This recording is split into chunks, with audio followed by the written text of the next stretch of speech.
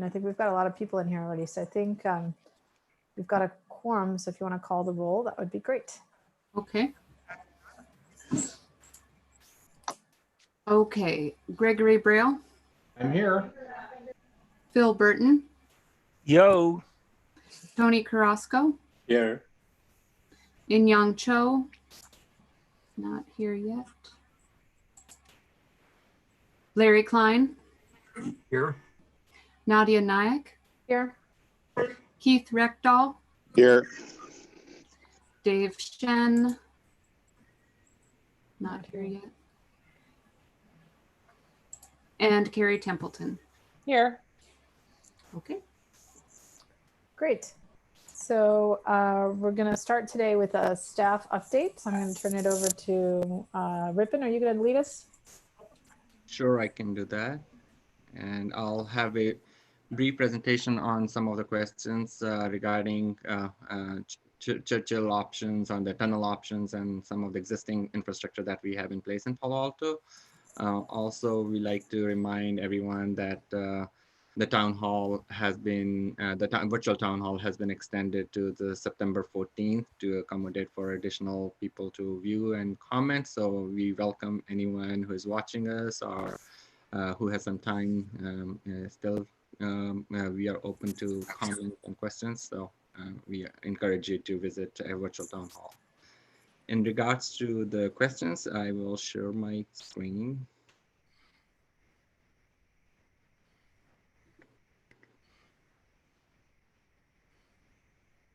Apologize.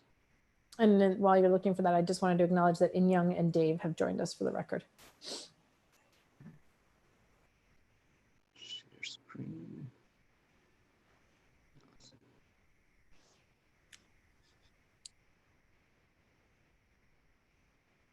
All right. Can you see my screen? Yes, we can. And is it full screen on yours end? Well, we see the slides on the left and the main slide on the right. And if you want to enter full screen, that Yes. might work. Standard PowerPoint. Yeah, That looks good. perfect. Okay. So now I know we were asked a few questions regarding the Churchill Avenue closure with mitigation option 1 and 2, regarding the tunnel, widths, slopes, and height kind of questions. So I investigated and looked into the documents as well as consulted with AECOM to get that more information, and I summarized in this presentation today. That would be helpful in moving forward on any decision making that you're looking into. So the tunnel width that in option 1 and option 2. Oh, actually, sorry, can you go back to the option 1 for a minute? You went. There you Option go. 1 is 20 foot, 10 foot in most places, except for when it crosses under the railroad tracks. And you can see that right now it is wider shown over here at the tracks. And so that would be 20 foot, but these ramps are about 10 foot in width. Height is 8 to 10 feet, which means the side walls are about 8 feet, and at the center line, it's an arched design. Typically, that's a typical Caltrain standard ramp designs for the tunnels. And so it's at the 10 feet at the center, which arches down to the sidewall at 8 feet. The slopes that we had shown or in our concepts are 8% maximum slope, which is divided into sections of 30 foot. So all 30-foot sections have 8-foot slope, and then every 30 feet there is a 5-foot landing area which is flat. So there's 0% slope on that one. So it averages about 6.86% slope if we were to go straight line, but of course 8% and 0% landings. That's what maintains this ramp slope. So the option 1 and option 2 both have very similar characteristics. So I'll go to the option 2. One question on that. Those ramps, are they on Caltrain right away or are they outside of the right of way? Currently, they are shown, the option 1, they are in the Caltrain right away. Okay, thank you. I have a question too. So these 10-foot wide ramps are for bicycle pedestrians and in both directions? Correct. Okay. We've been hearing a lot about box jacking. I don't know how, for both the tunnel depicted here and in the next option, how disruptive is the construction of that tunnel under the Caltrain on neighborhood operation and Caltrain operation? I mean, is it something that we push under the tracks while the tracks remain in place? Or does Caltrain have to stop their trains for a week, or how does that work? So the box jacking, this question also came up at our question and answer session on Meadow Charleston session. You can look at the YouTube video as well as the response from AECOM team, which has much more expertise on the construction end of it. But my understanding is that the box jacking prepares both sides of the railroad tracks in advance of those, jacking of those boxes underneath the railroad tracks. And it takes significantly less time for the disruption, but I don't know if it can be done over the weekend. That kind of evaluation needs to be done in addition to what we do. Greg, can I jump in on this? Because I spent some time looking at this in other contexts. In addition to, can you all hear me? Yeah. Good, okay. In addition to the prep time, which could be months, to do the excavation either side, the actual jacking could take place over 1 or 2 days at the most. So typically what the Long Island Railroad did was they shut down service over a weekend. And there was kind of a constraint on the construction company that they had to have the railroad back in service by Monday morning AM, which they managed to do. And yeah, to piggyback on that, Homer was built from the newspaper clippings that I read. They coordinated with Caltrain for a scheduled shutdown that Caltrain already had, and then they worked it into a weekend closure to be able to build Homer. So that's how they did that one. Ripon, can you remind me, because I don't remember, in the video where there isn't a video for closure. So do we have a construction video for how this ramp gets built? No, these right? don't have the construction videos, but the video I was talking about was a YouTube video showing the box jacking. Gotcha. Okay. Great. Okay, thanks.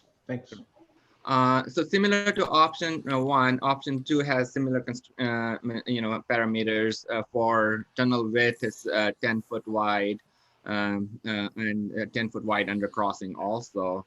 Ramp slopes at same 8% maximum slope, 30-foot segments of 8% slope with 5-foot landing every 30 feet with 0% slope, and the height of 10 foot with side walls at 8 foot and an arch design. So that it's very similar in concept as option 1. So those are the constraints for these. As far as existing infrastructure is concerned, we did find the plans.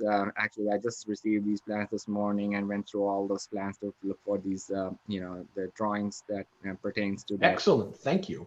Profile and the tunnel, information. So the existing tunnel on Cal Avenue, the height is 8 feet. The width is also 8 feet. And the slope is 12% shown on the plans. So we did actually over the weekend, our staff also measured and confirmed that they were also in the ballpark for the same numbers on the width as well as height clearance. And the slope, we came to about 12.3% in field, so which is relatively very close to what the design was. Okay. So Ripon, are these construction design drawings, or these drawings measured on the as-is conditions here? So these drawings more likely are the as-built, but I could not exactly determine based on the thing, but we did measure in field to ensure that they were close to that accuracy. Yes. Right. Thank you. And I just want to say, Ripon, we'll make sure that we can have this presentation available, give it to Sarah to post it so anyone who wants to see it can see it.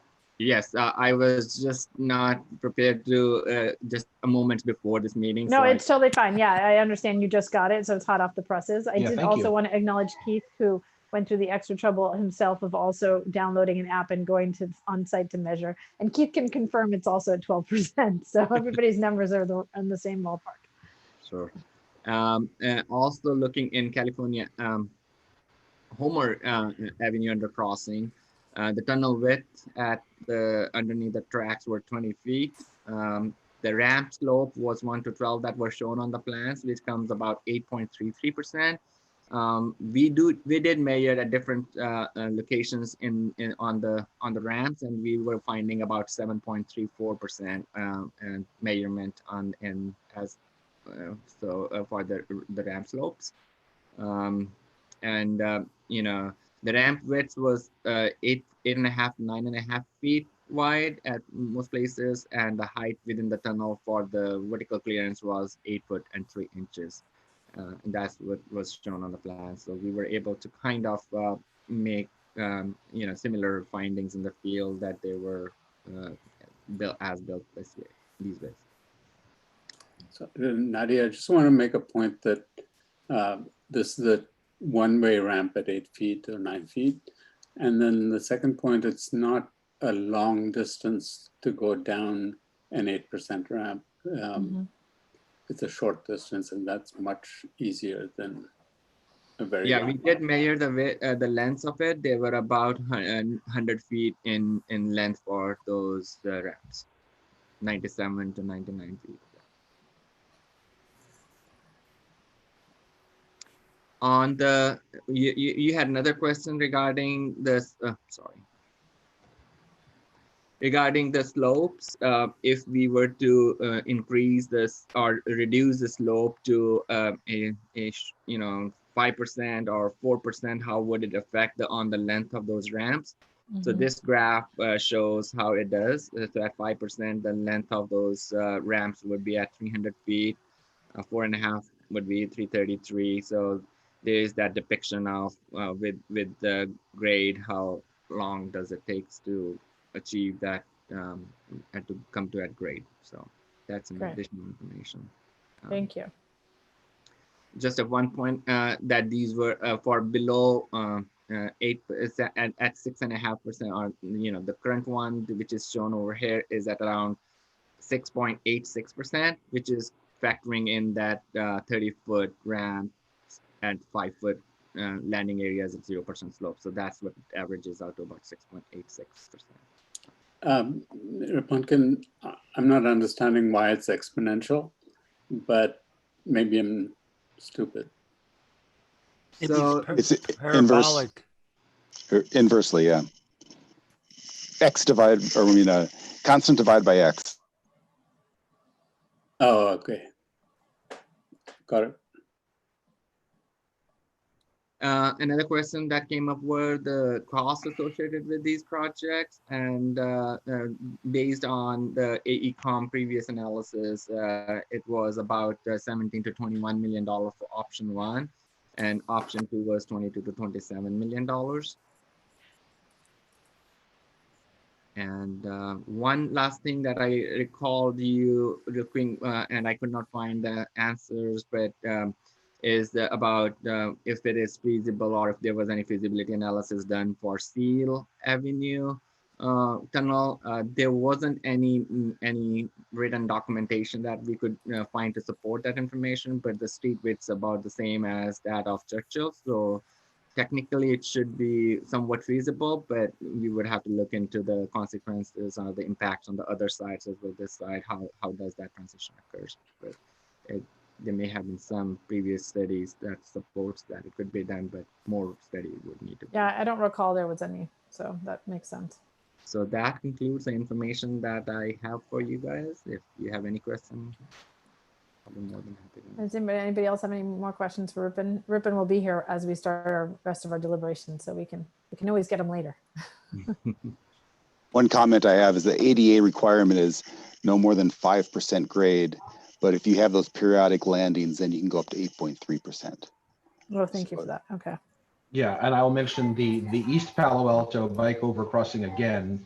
That's how it works. I don't know if it's quite 8%, but as you ride over, there's definitely you're up and then you're going flat, and then you're up and you're going flat. And I assume it's so the people pushing the wheelchairs can take a deep breath and go up and west. So Have you ever seen a wheelchair up there? I think it would be a difficult place to negotiate if you was a wheelchair that you had to push under your own power. Yeah, I think more You'd than have to be pushing pretty up, athletic, I think, and going think- down. going down is probably the bigger issue. I'd be nervous about that kind of grade going down. in a But you know, wheelchair. pedestrians who have trouble with stairs, I mean, there are a lot of other reasons why it's a good thing, right? Yeah, exactly. So I Um, have an idea about this, and I know it's a little late for ideas. Well, But- so Greg, do you want to save your ideas for when we get into the bike Yes. discussion rather than the Yes. staff? Because technically we're under staff update, so I want to make Okay. sure that we're putting in the right spot. So write it down, We'll hold save it. it, and we'll come back to it for sure. Okay, anybody else have any other questions on the staff update for right now? Okay, so I think with that, we can move to. oral Oh, actually, I Oh. do. Sure, go ahead, Phil. Will we have a similar report on the Meadow Charleston crossings? Or when, I should say, when will we have a similar report? I can say a lot more information is available on the Meadow Charleston on the profiles, because there has been much more detailed information on that. But we'll be more than happy to look into any information that you're looking for. All right. That one Great. as we move forward. And actually, a question for staff and I guess Keith, because Keith, you were on. Thank you, you're Rippon. on- You're on NVCAP. I know that the Loma Verde bike crossing, which was originally part of our scope and then got moved, was something that was up for discussion. Has any work ever been done on the Loma Verde bike crossing that would be useful in terms of understanding bike ped issues on these discussions? Some work has been done. NVCAP didn't get that because that was determined to be outside our scope. But I know at least some preliminary work has been done, and I don't know if that's just back of the envelope type thing or if any real engineering has been done. We Well, can that's look at it. interesting because the council specifically voted to put it into the NVCAP's work. So we should talk offline about that. But Oh, the Loma Verde crossing? yeah, the Loma Verde crossing council actually took a specific motion to remove it from the XCAP's work and put it into NVCAP's work. That was what they voted. I'll go back and check the motion, but that was Okay, we have not covered that. okay. Okay. So yeah, I guess Rippon and Philip, if there is any work that would be helpful in informing this stuff, that would be great to understand, even if it's like a rendering or something, just to give senses of tunnels and that sort of thing. Yeah, I'm not aware of anything at this time. Okay, great. Thank you. Yeah, not much work was done on Loma Verde. Yeah, that's my staff is just providing that update live in real time. Okay. All right, great. So I think if nobody has anything else, I don't see any hands. So with that, we can move to oral communication. So this is for members of the public who wish to speak on any item that is not currently on the agenda. So again, I'm going to ask you guys, we have very long meetings, as you guys know. And so sticking to the topic at hand would be great. So basically, please don't talk to us about Churchill because we're going to be continuing our deliberations on Churchill. Now is the time to talk to us about things not on the agenda. So with that, I will turn it over to Sylvia and Joanna.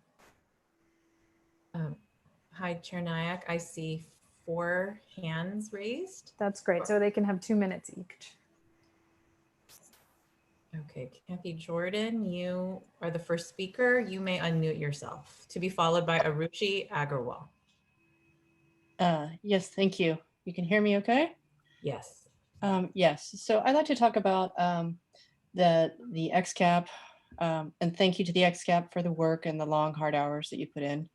I'd like to talk about the consensus recommendation that the XCAP has been requested to give, and discuss how the underlying assumptions under which you were to give that recommendations have changed. As you know, Caltrain's business plan is on pause. As you know, we've all been undergoing a phase change with remote work, with health and safety concerns about using public transportation due to the virus, the lack of Caltrain ridership as a result. All of these things present new realities, which change underlying assumptions. And as you know, Caltrain itself is planning a grade separation study, which may influence future grade separation plans all along the corridor. And at this point, it's unlikely to be an infrastructure plan passed at the federal level. So regarding Churchill, and you're making any consensus recommendation or others, obviously a major thing to consider is east-west connectivity and inconvenience for accessing our school district, high schools, adding time to emergency response, and any cost that you consider in a consensus recommendation should include all of the mitigations that had to be performed around that as well. So taking all that in consideration, just like to suggest that you consider passing on all of your knowledge that you've gained. And since the underlying recommendation assumptions have changed, that you consider not making any recommendation. Thank you. Thank you, Arushi Agarwal. You're the next speaker. You can unmute yourself to be followed by Susan Newman. All right, hi. I just wanted to give a quick update for Charleston Meadows, which you guys will talk about in the next meeting. I'm a graduate of Gunn High School and I live in Charleston Meadows. And before you start your deliberations, I also wanted to make a comment about which option I would prefer as a student, because I very strongly think that the trench option where the train would go underneath the ground is the best option out of the 4 options that you have discussed and presented, primarily because of the heavy pedestrian and bicycle traffic that passes through Charleston Meadows and how that is so very important to students who are trying to get to the library, to Mitchell Park, or to El Camino, or to the JCC. Having, for example, like the underpass option would disrupt daily life because there would no longer be availability for people to either walk or bike easily through the crossings at Charleston Meadows. So I just wanted to say my point that I'm very strongly in favor for the trench option. Thank you guys. Thank you. Susan Newman is next, followed by Carrie Wagner. Susan, you may unmute yourself. Can you hold off starting my timer yet? I want to get some guidance. I have 2 comments about the update to City Council and a comment and I guess a question about the. So we'll take the update for city, the XCAP update under number 4. So this is for any item not on the agenda. Okay, well, I wanted to comment on the report on the bicycle tunnels, since it just happened. Should I do that? Sure, that's fine. Okay, I'm ready, Sylvia. Yeah, I just a quick reaction to the discussion of the dimensions and other aspects of the 2 tunnels at Churchill. You know, my reaction is it's a 10-foot wide tunnel for both bikes and pedestrians. And I'm thinking we should look at the PAUSD superintendent's letter about the number of students traveling by bike through there and pedestrians at a given time. I just don't see how that could possibly be adequate for both bicycles and pedestrians. Of course, the tunnel height sounds very claustrophobic, especially if it's that narrow. So that is basically my comment about that. Thank you. The next speaker is Carrie Wagner, followed by Jim Silver. Oh, hang on a second. Carrie, you can unmute yourself. Thank you. I wanted to bring up, in fact, I think it's funny that you brought up the Loma Verde crossing underpass. That was adopted by the city in July of 2012 as part of the bicycle and pedestrian transportation plan. And I would like the crossing at Loma Verde to be part of the construction mitigation for the work done in South Palo Alto. We've got many, many kids, bikes and pedestrians, as well as adults using Charleston and Meadow every day. And we desperately need an underpass and protected crossing in South Palo Alto. We currently have crossings at University, Homer, Embarcadero, and Cal Ave, which are great. I'm glad all of those are there. And there's a proposal to put the new one that will feed into the Pali bike path at approximately where Kellogg is. I think that's great, but we desperately need one in South Palo Alto. And I see this as an equity issue, and I really hope that we can get that going. And as far as the tunnels themselves, I'm a pretty regular user of the Cal Ave tunnel and the Homer tunnel. The Cal Ave tunnel, I think what we now know is that it's too narrow and it's too steep. The Homer tunnel is really nice to use. I don't find that too steep. I have bad knees and I don't find that too steep to bike. So as the previous speaker said, please take that into your plans. Thank you so much. Thank you for your work on this. Thank you. The next speaker is Jim Silver. And Jim, you may unmute yourself.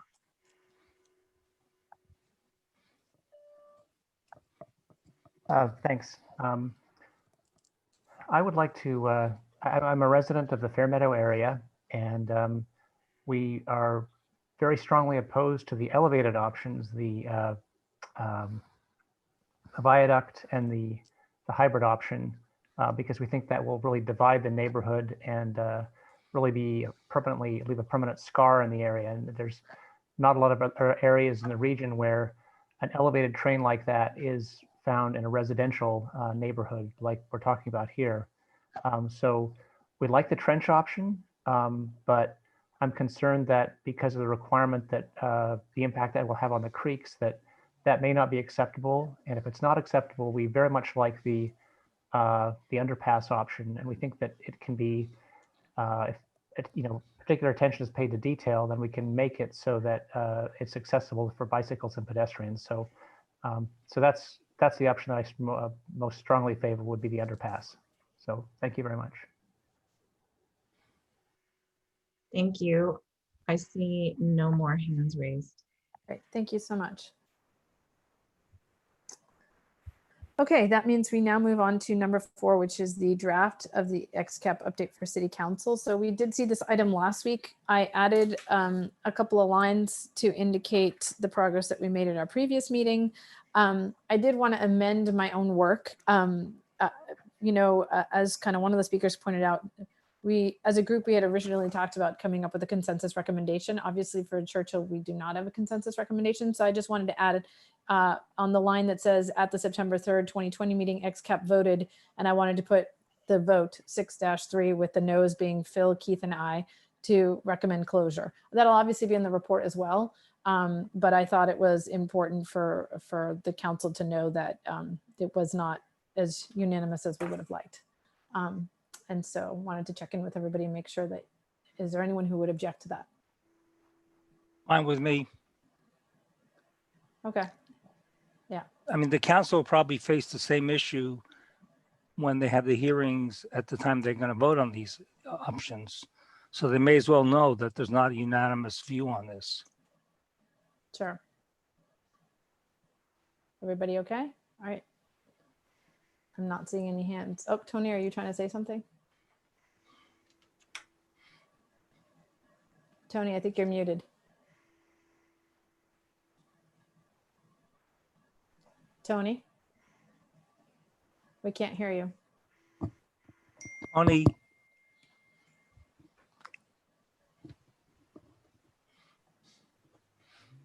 Tony, I don't know if you can see me waving my hand, but we can't hear you, Tony. Can you hear me now? Now we can hear you, yes. Oh, okay. Sorry, I'm off the Zoom call. I tried to get to the agenda and lost you guys. No worries. So in addition to what you just said, Nadia, I would also suggest that the 3 people who voted for, didn't vote for the closure should explain why in some detail, because there are lots of good ideas in that other plan. And I think those ideas shouldn't be lost, because I think I'll come to it in another section of the agenda, but I think we need to keep a lot of those values that we found, constraints that we found in all of the options to come up with a plan that might be much better than what we have right now. Sure, thank you. We will, certainly there will be a lot more detail in the report, and part of what we intend to do is I will be talking to Phil and Keith so that we can write the sort of dissenting opinion on that. But in terms of, this is just an update for the city council, and I wanted to keep it as brief as possible, but I did just want to highlight that thing. So if it's okay with you, we'll put that detail into the main report. Okay. Okay, does anybody else have any other comments on this item? I have to take public comment on it as well. We have one speaker on it. Okay, I will move to public comment, and then if you've got anything else, please, XCAPers, raise your hand. Susan, you can have 2 minutes. Susan, you may unmute yourself. Hi, thank you. Yes, so I just wanted to definitely agree that the vote should be described in the update. I think it's important detail, and I think you all had planned to share that information from the very beginning. I think it would be a great idea. I'm glad you're going to write a dissenting report, and I think it'd be a great idea to mention that you are doing it in the update.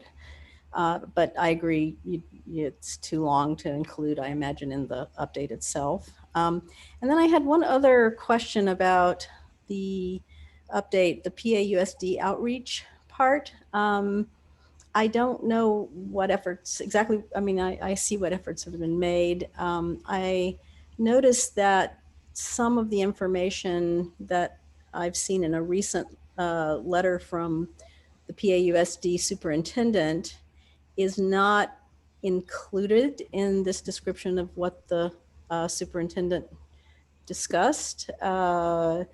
You said he doesn't seem to fully understand the alternatives to date because of his concern about student safety related to bicycle commuters.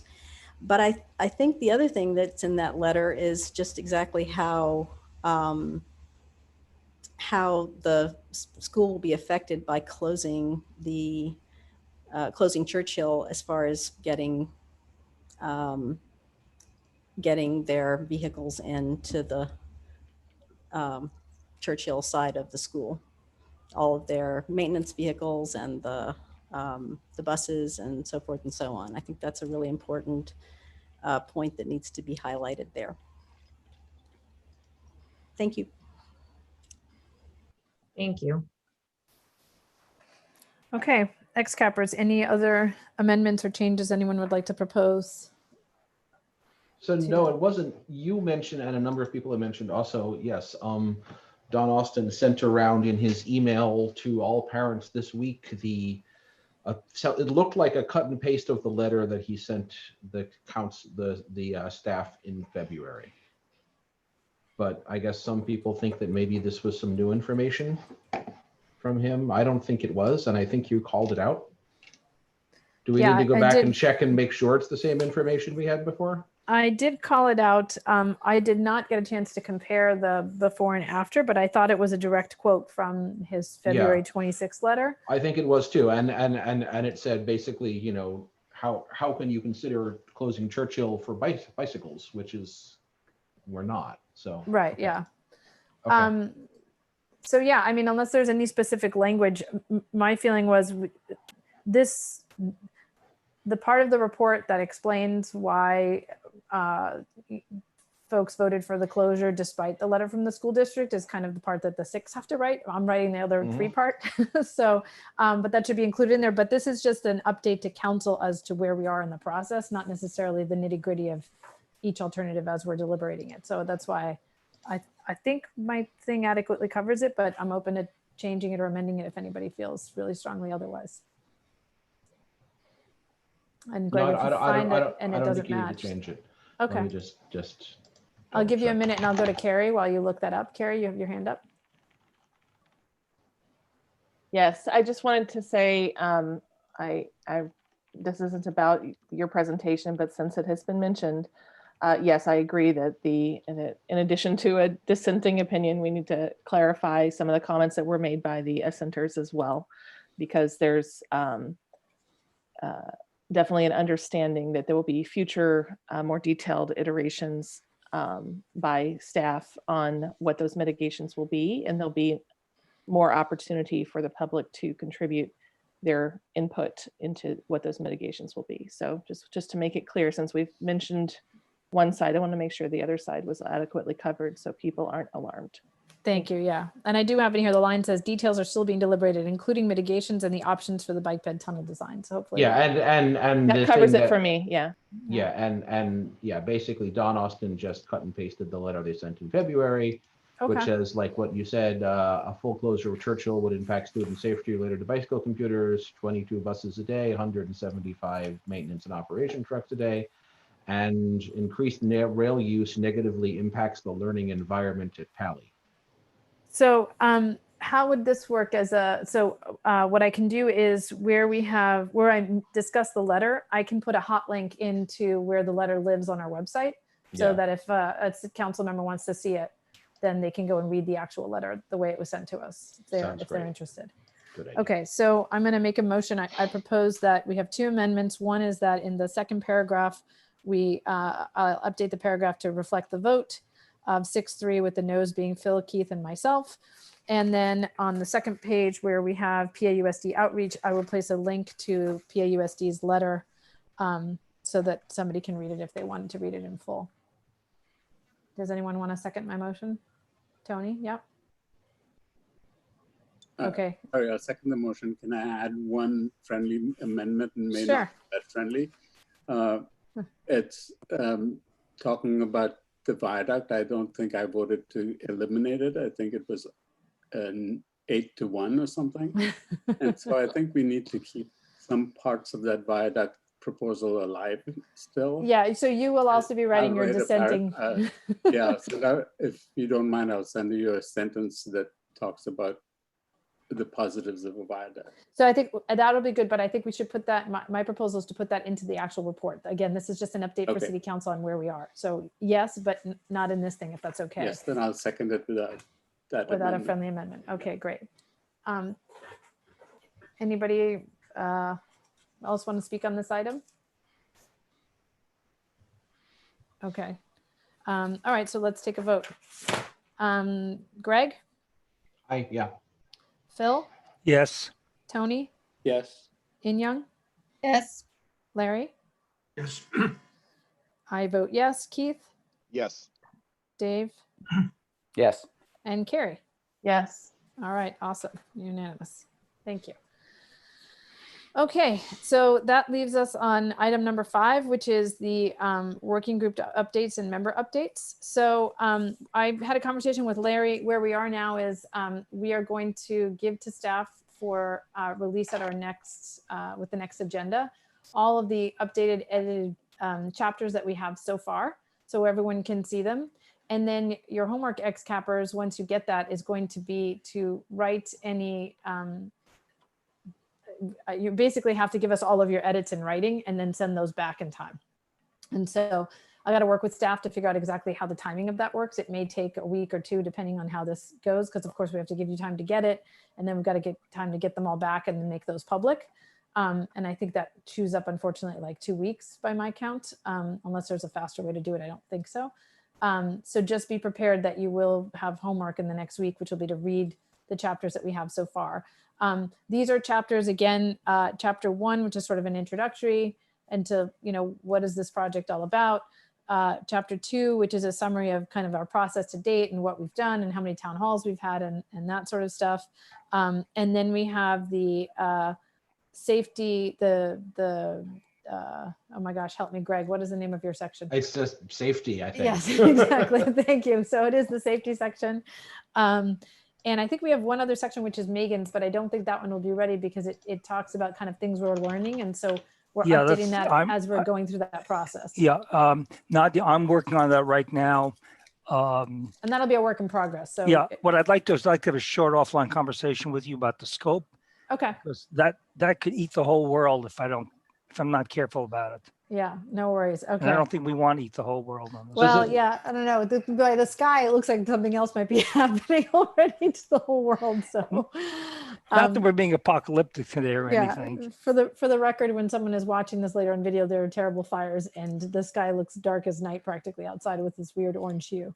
So we are trying really hard to focus on grade separations while it looks terrible outside. Anyway, Larry, did you have anything that you wanted to add to what I just said in terms of the different sections? Well, I've worked with authors on 3 chapters, and Dave Chen's chapter 2 has gone through 1 round of editing and has been resubmitted to our clerk Sarah, and so it's really ready to be totally reviewed by the committee. I've given feedback to Phil on chapter 1, and he needs to get back to me, and the same thing is true with Greg on chapter 6, which is on safety. Larry? So I think those 3. When you say you gave me feedback, I guess I must have just missed it. Could you re-forward the email or whatever? Sure, I will take a look. Thank you. Okay. Anyway, so those 3, I think, are the ones furthest along for the committee to review. Those 3 share a characteristic, and that is that they're, I think, pretty stable. There's nothing that's going to be decided by us that would affect those chapters. For example, chapter 1 is just our history.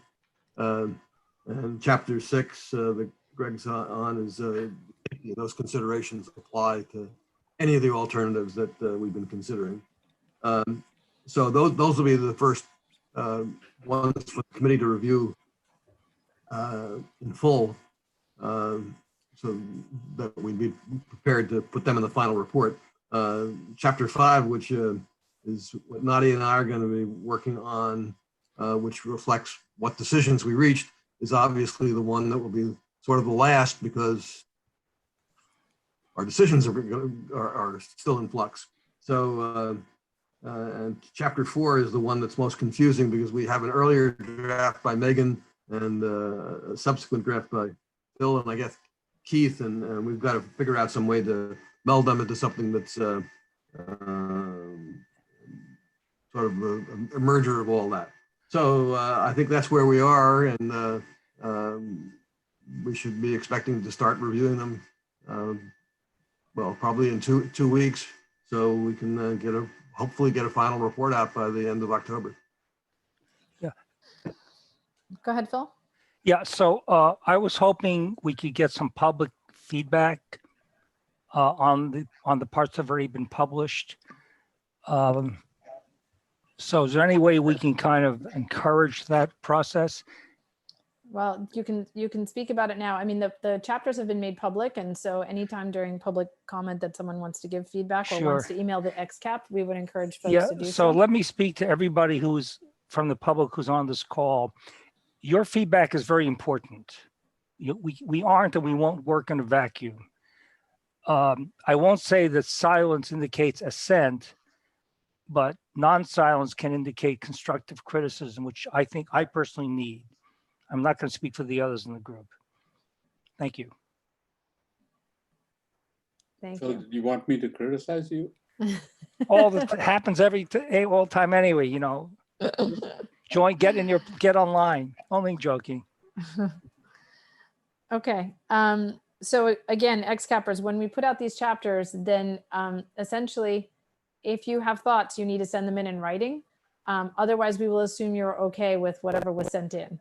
And it does mean that we'll have to kind of, Larry and I'll have to work to kind of edit and push those all together and really kind of work through those. And then of course we'll put out another version and make sure that we got it right, and you guys can sort of look at those again.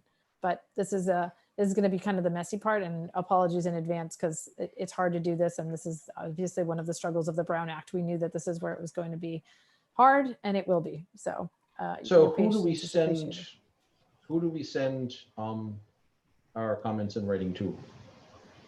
So in your case, Larry sent you edits. If you want to send edits back, you can send them Yeah. to Larry and Sarah, actually. So all the chapters that need to be republished have to go to Sarah so she can include them in the agenda.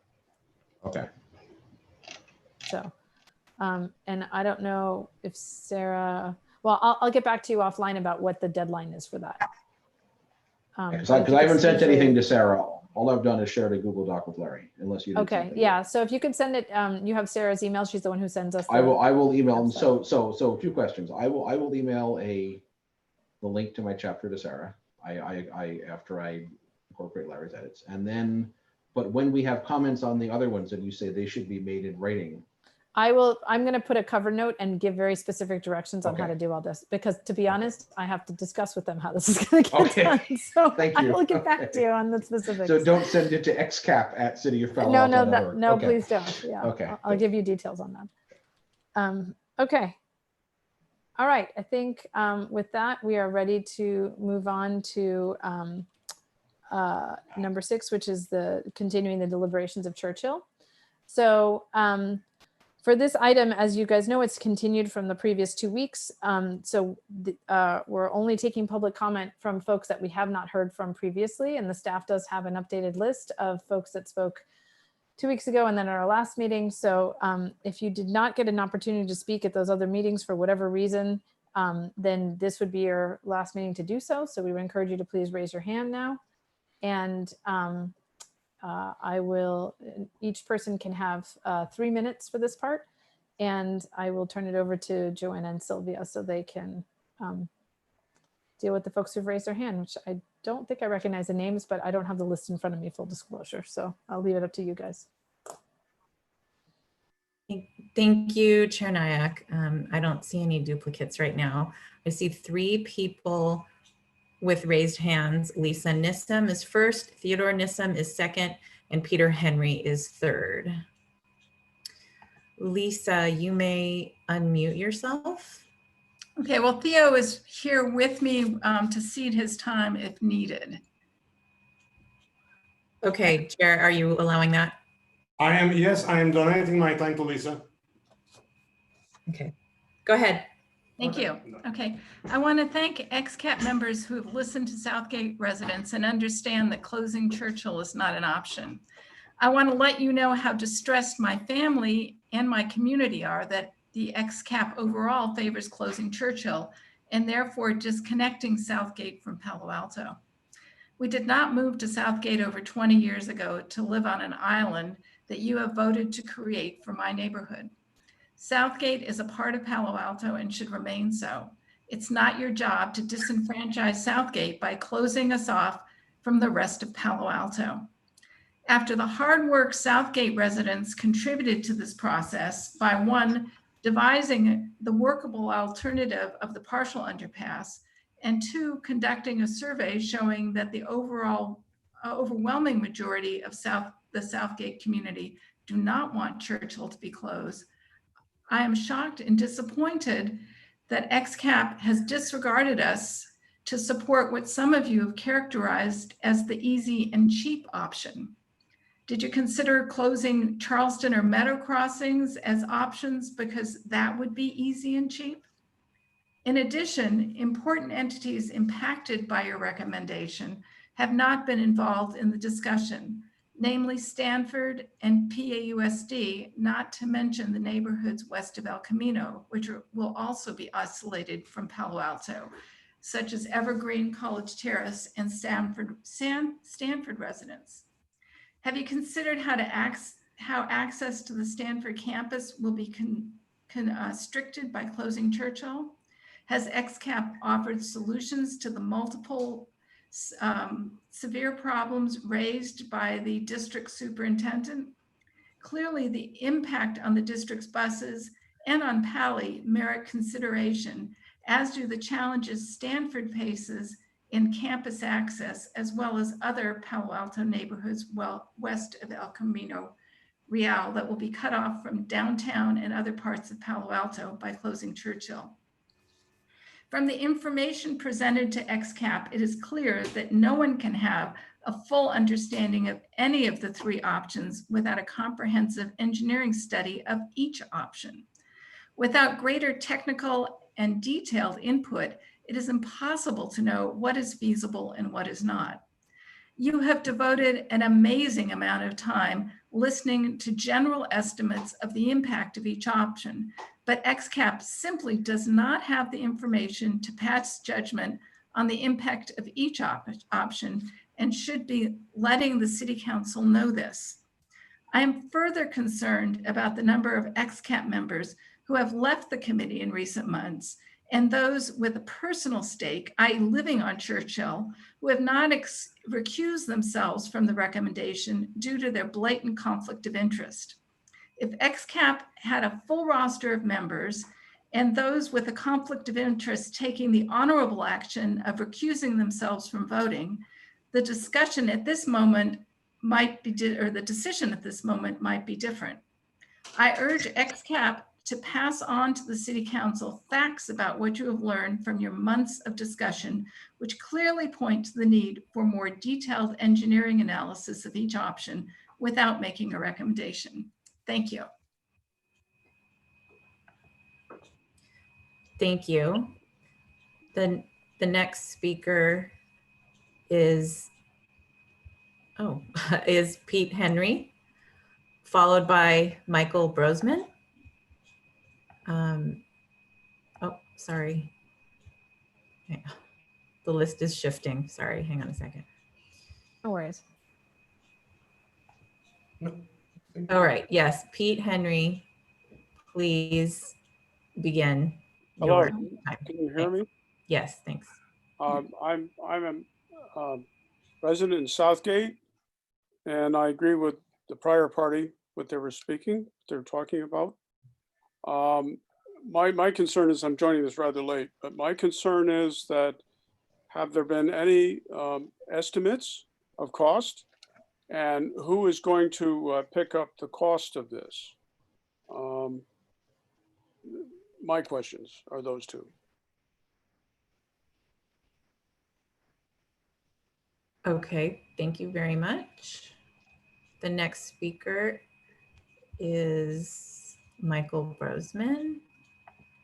You may unmute yourself. Hi. Yeah, apologies if I missed this. This is the first one I've been able to join of these. But I guess I want 2 points. One, I wanted to better understand how to make the closed Churchill decision independent of then knowing how we're going to mitigate the problems.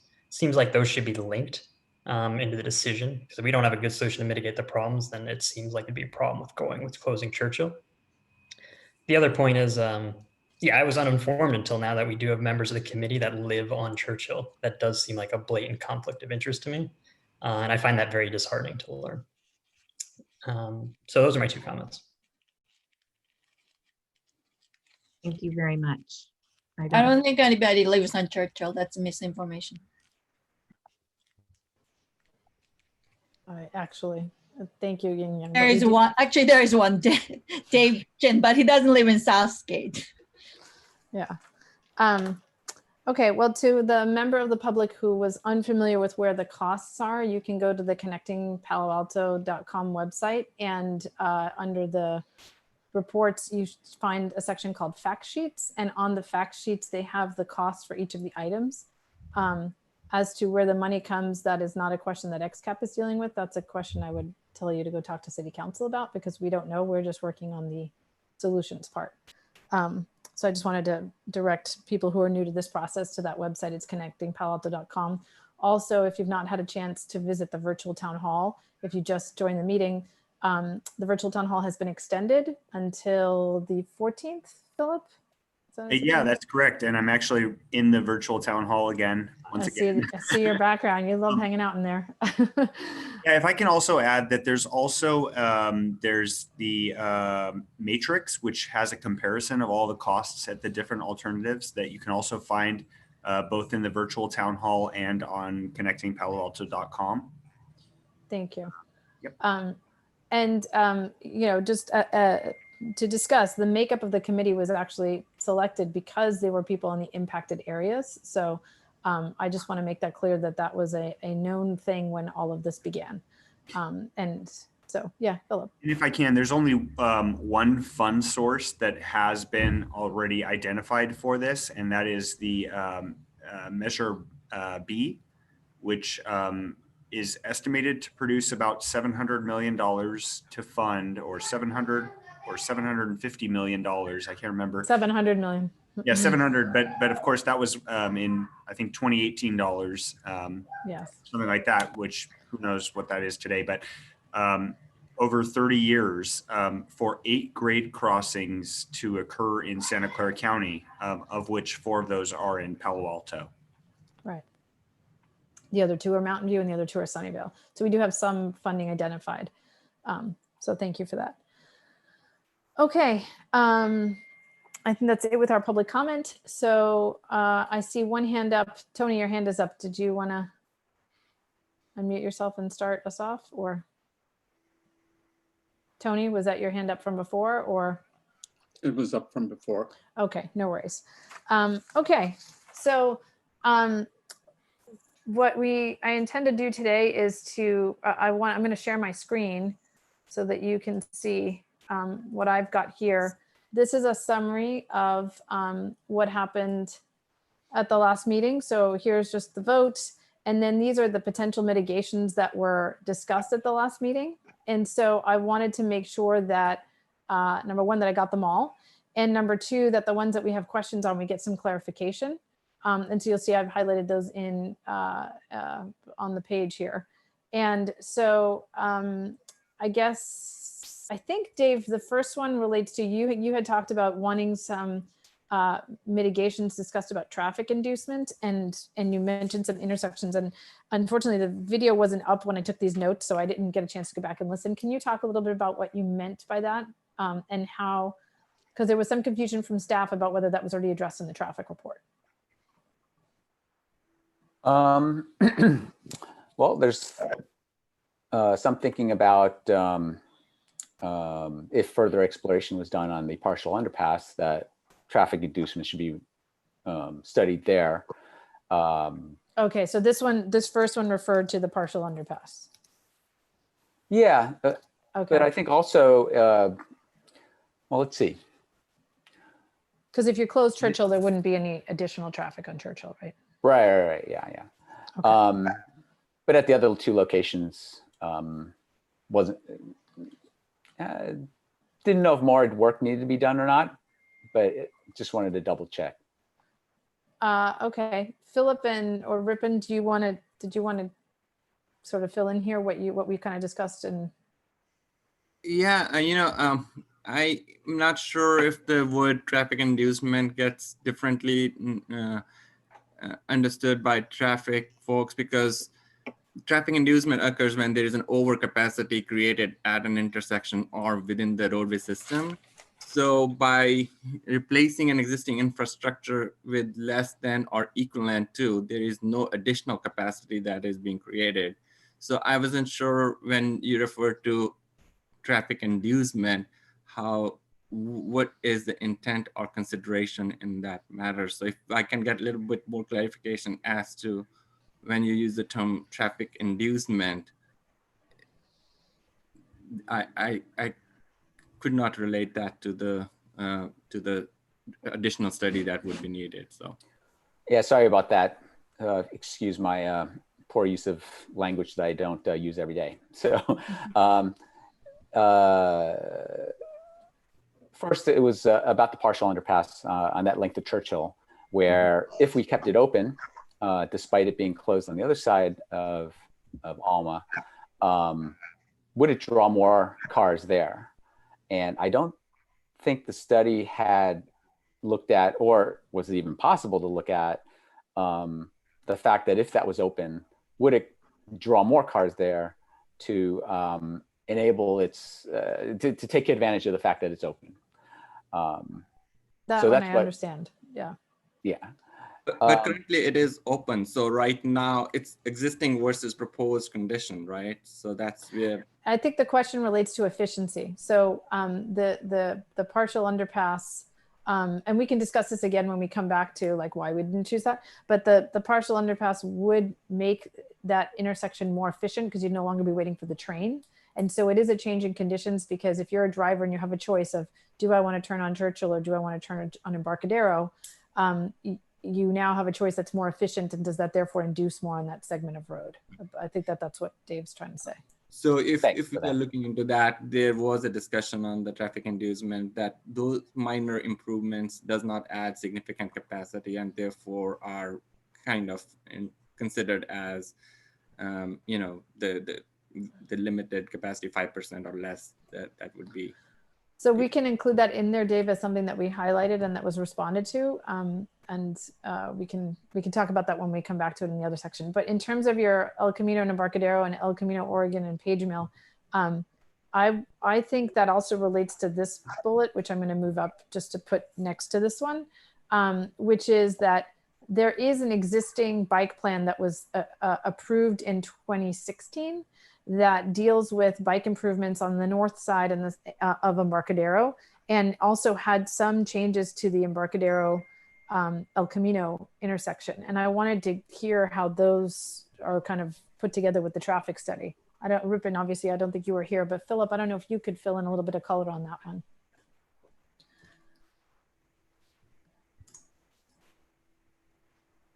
Maybe Philip stepped away.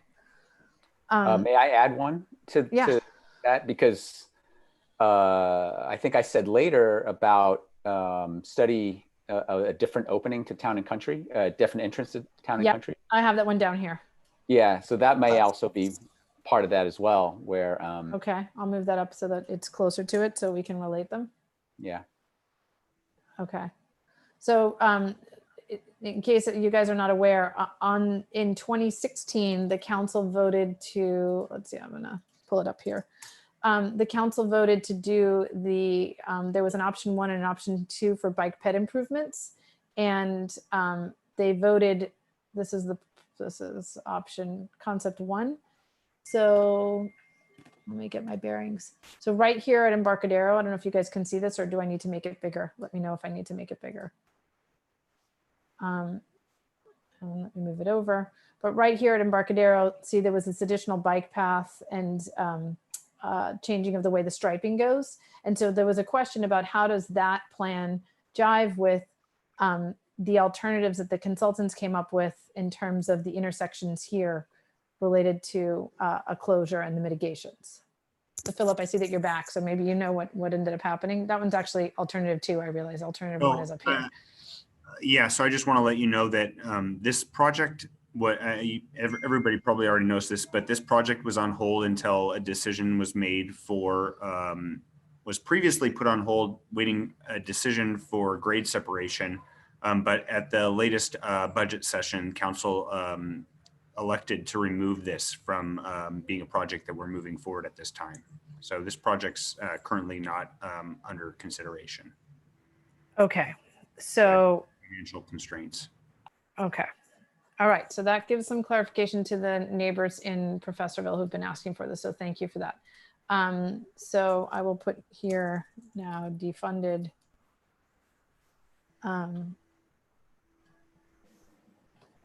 Sorry, I'm having trouble with my cables here. Yeah, so I think the correct term is it's not currently a CI. It's been removed from the CIPs. But it's put on hold, right? No, it's not technically put on hold. It's removed from the CIPs. It's something that could be resurrected potentially at a later date if funding allows. What CIP stands for what? Capital Improvement Program. Okay. And how does one get it back? I mean, in other words, if later someone wanted to resurrect that, what is the process? Yeah, it'd just be essentially picking up the project. I mean, it's obviously easier because it's had a lot of work done already to move it forward than to start a new project from scratch. But it's similar to any other project that gets started in the city. It just needs to be a prioritized project that we decide to move forward with. Okay. And did it also include any improvements to the intersection at Embarcadero? And was any of that work done, or none of that work was done? In other words, nothing was done on this 2016 approved project, right? Yeah, I believe nothing. I think Larry was trying to say something there. Oh, sorry. Go ahead, Larry. Capital improvement program is part of the annual budget process, but it's considered separately, and capital improvement projects are included on a 5-year rolling basis. So right now, the city presumably has projects listed in the capital improvement program, some of which would be tentatively scheduled for 2024, 2025. As for the program, for this program to be deleted from that means that it's really been pushed out quite a way. The council could always change its mind in any particular year, but as of right now, this is not on the city's timetable for at least 5 years. Okay, thank you. That's helpful.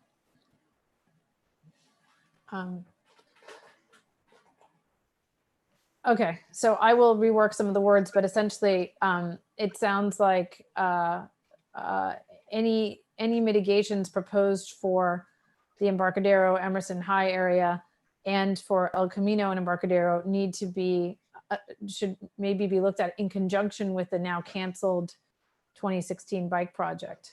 Yes, I think Does that so. make sense for everybody? Is there anyone who disagrees with that? I think it's really important to include that. Okay. Yep. I have a question for Larry. When we give our report to council, is there a possibility in terms of, is it possible the council might reverse their decision on removing this project from the CIP? Is it at all likely? Maybe that's the question I mean to ask. It's certainly possible, unusual, whether it's likely. It depends on the composition of the city council and how they see the particular problem in a particular year. But it's, as far as I can recall, it's been done, but it's unusual. All right, so in our minds, we should think of this as not being a project then, not being an available option as part of mitigations. I don't think that's so. right. What? Well, okay, Larry, I want to hear from you more about that, because I thought as a standalone project it has been canceled, but if it's included in our recommended mitigations, it could be, we could see portions of that implemented. Is that correct? Or help me understand that. Well, it's the same thing, isn't it? If we include this, and I'm as a potential mitigation, the council will consider that along with all the other mitigations that we're suggesting that they might take a closer look at. Oh, okay, I see that. I see what you're saying. Yeah. But the issue is it's not compatible with one of the mitigations proposed by AECOM. The multi-lane intersection there is in conflict with this. So I think we should keep it on hold, or whatever the term is, and look at the area more comprehensively. I think if we cannot do it in our section, it should be done in the downtown section about how these ped bike paths work and the intersection. Well, I think the safety improvements that were done were basically to improve the bike ped experience. And I think what I imagine is that what we're asking them to do is take the same concepts that were behind the 2016 bike project and now overlay that with the new designs, proposed mitigations that were suggested, and basically rectify the two. So in some ways, we're asking them to go back and tweak the 2016 bike project and overlay it with what we're the design that we're talking about here. Does everyone agree that that's what we're asking? I think it's premature.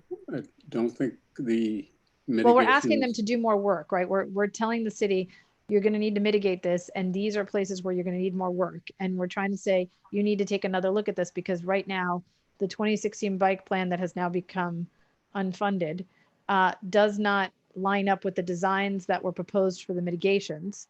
And we as a committee still believe that there need to be bike ped improvements to make that safe.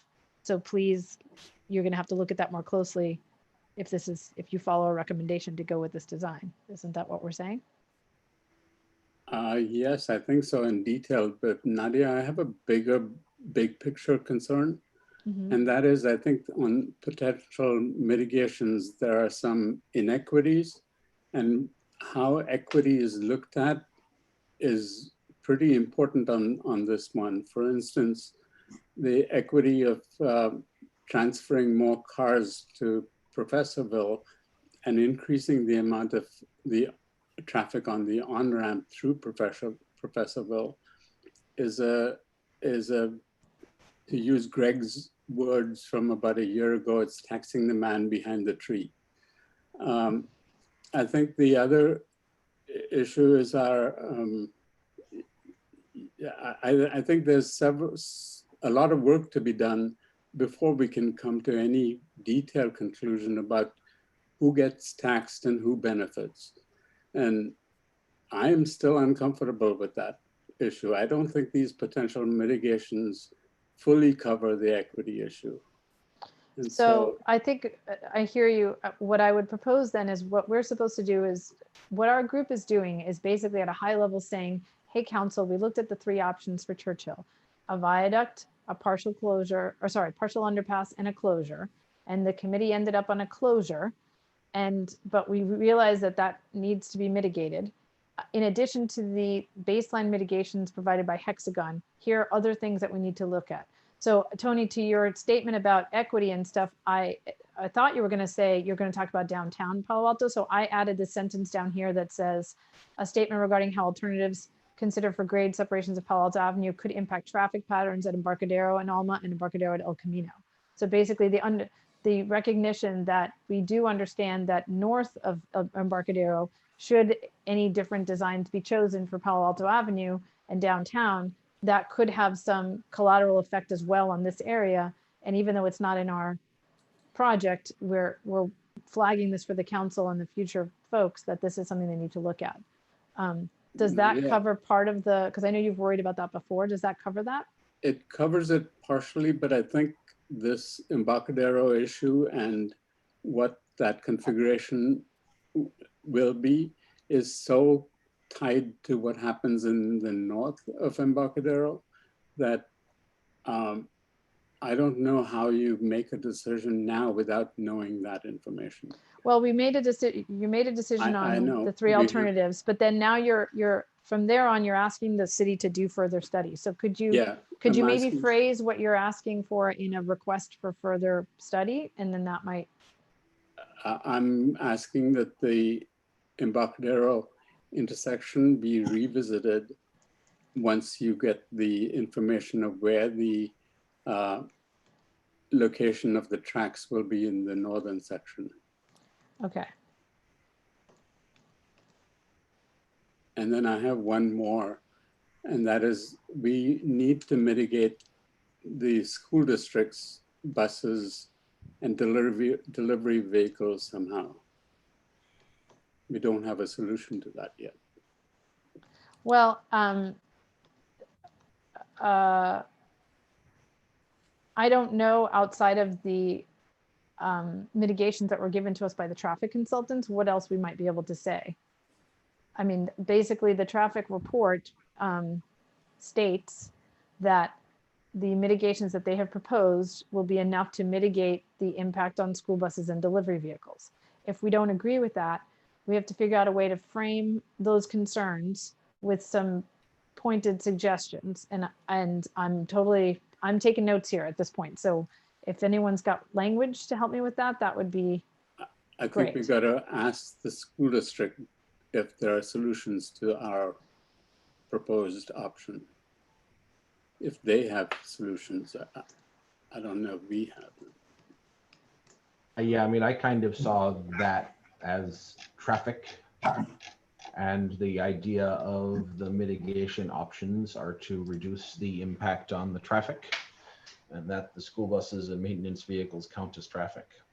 Yeah, I mean, that's how I thought of it. I mean, I think the only other thing we could say, which was brought up a long time ago, which frankly is not in our domain, but we could still say it, is that PAUSD has considered in the past the possibility of moving their bus depot to an alternate location. And so we could put that in there as one of the things that we know has been previously discussed in case people didn't have that institutional memory. But again, that's up to PAUSD, what they do with their bus depot, where it moves to. You know, obviously that moves impacts elsewhere. Does that sound okay with everyone? I mean, it seems okay to say, as we understand it, they've discussed moving it before. I'm not really excited to say, Right. you know, sorry, we made a decision that is inconvenient for you. I guess you'll have to move. Okay. You know, there's sort of a balance there, right? And the, you know, oh, how about this? Hold on. And I'm terrible at writing and thinking, so if you guys want to dictate to me, I'm good with that too. Our understanding is that PAUSD had considered the possibility of relocating the bus depot from the Cali campus. And it's just a statement? Does that capture it? yeah, I mean, the school buses are going to have to go where the school buses are going to have to go, but maybe the maintenance vehicles.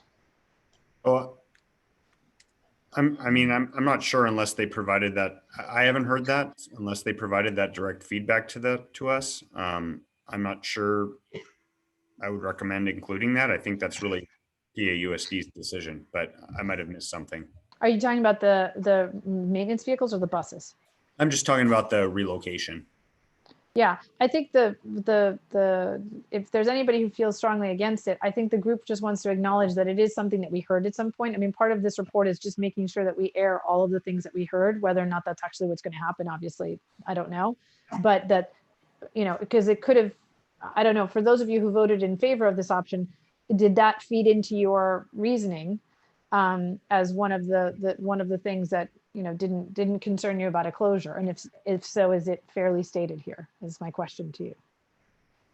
Nadia. Yeah. If I may. I've had my hand up for a while.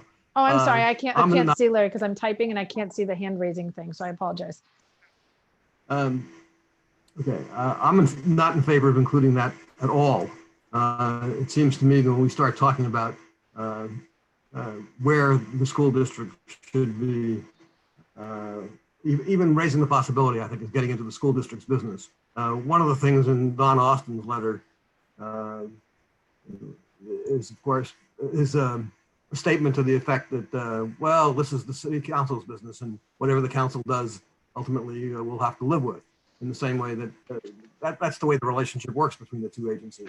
So I think for us to sort of suddenly drop in the idea that they should be relocating, even hinting that they ought to be relocating their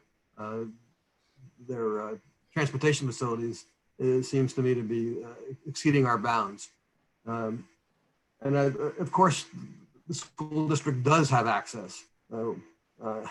As I think Dave pointed out, all I got to do is drive around the block and enter from El Camino. So it's not the end of the world. They do have access. Would driving around the block increase the amount of fuel they consume? Actually, yes, it would. Right. And I've been reluctant to use the you can just go around the block argument, but I'm looking at an overhead view of Palo Alto High School and I see where the maintenance vehicles are parked. And I see that there are roads that connect them both to Churchill and to Embarcadero. So in this particular case, I'd rather not say, yeah, they should move the maintenance yard. I'd rather just leave that out, as Larry says. Okay. Anybody else feel strongly the opposite? No, I would also leave it out, except that I would include the statement about mitigating the bus issue. But Tony, how? I would say that the relocation of the, sorry, let me rethink it. The inability to use Churchill for this, but for school district uses should be considered in the mitigations. But so what, I guess my question though is what mitigates that? There is nothing that mitigates that, right? But we have to look for it, right? Can't let that problem. But isn't Mitigation is going through the El Camino. Regardless of what type of vehicle it is, the mitigations are the same. They're the mitigations. Right. for traffic. Traffic is a bus or a car or whatever, there's mitigation. So yeah, I somewhat hear what Nadia is saying. I'm not sure, like a mitigate, like I actually see why Nadia is trying to suggest that, relocating the depot is a possibility, although I agree. I don't think I would recommend including that as well, but that's really the only possible mitigation for that, unless there's a bus only tunnel or something. I mean, I'm right. And if we agree No, that we're not going to step into the school district's business, then I would concede with Larry saying, which is I don't think we can put it in there. I think you got to recognize it in some way, is my feeling. But Tony, I think I think what we're all saying is it's recognized in the Traffic. traffic. That's where it is. But this is more specific than traffic. But there's, I see that, but there's nothing, like there's no other, well, I'll put it this way. At this point, if you want to make a motion, you can make a motion, but otherwise I think we have to move to the next points because we got to get to the bike stuff too. Then I'll tell you my next point. Okay. My next point is that we should also mitigate the on-ramp through Professorville, which has increased traffic. So I have something on here. I'm not sure that this says it correctly, but it's unofficial pickup and drop off locations along Embarcadero Slip Road and possible safety mitigations. I think that's different, but that is important to discuss. Okay, so Tony, you're saying you think there's going to be more traffic on the Slip Road. You know what? I'm just remembering, aren't there multiple options for the mitigations that will have to be brought forth? Yes, I know that you can't see my hand either. Yeah, so no, I'm sorry. Yes, in. just to be clear, sorry, yeah. I'll let you speak in a second, Carrie. But guys, when I'm sharing my screen, I don't get the little thing that has participants and has hand raising. So I need you guys to like physically raise your hand so that I can see you. So thank you for that, Carrie. Go ahead. Absolutely, and I appreciate it. So that the point you just brought up is what I wanted to talk about. That the mitigations in the conceptual mitigations that have been shared in our 5% design are just that. They're not the final solution. They're not a complete solution. And we have identified a lot of areas that you see here that also need attention. And that is really important to capture at a conceptual level before we get down to these specific items that we want to see addressed that aren't included in the conceptual mitigations. I think the idea here, what we're suggesting is we want the problems that we've identified to be addressed in order for this closure to be effective and not disruptive in the city. So, you know, the point about the bike and pedestrian plan was a great one. We have problems now. How much more will they be exacerbated when we start having additional traffic through these areas that we don't currently have? And does that change the priority for council as far as funding it, right? So I think it's really important to have the mitigations that are proposed right now are a beginning. We've received a tremendous amount of feedback. In order for us to progress, we would have to improve those mitigations in these areas. I agree with Carrie. It's well said.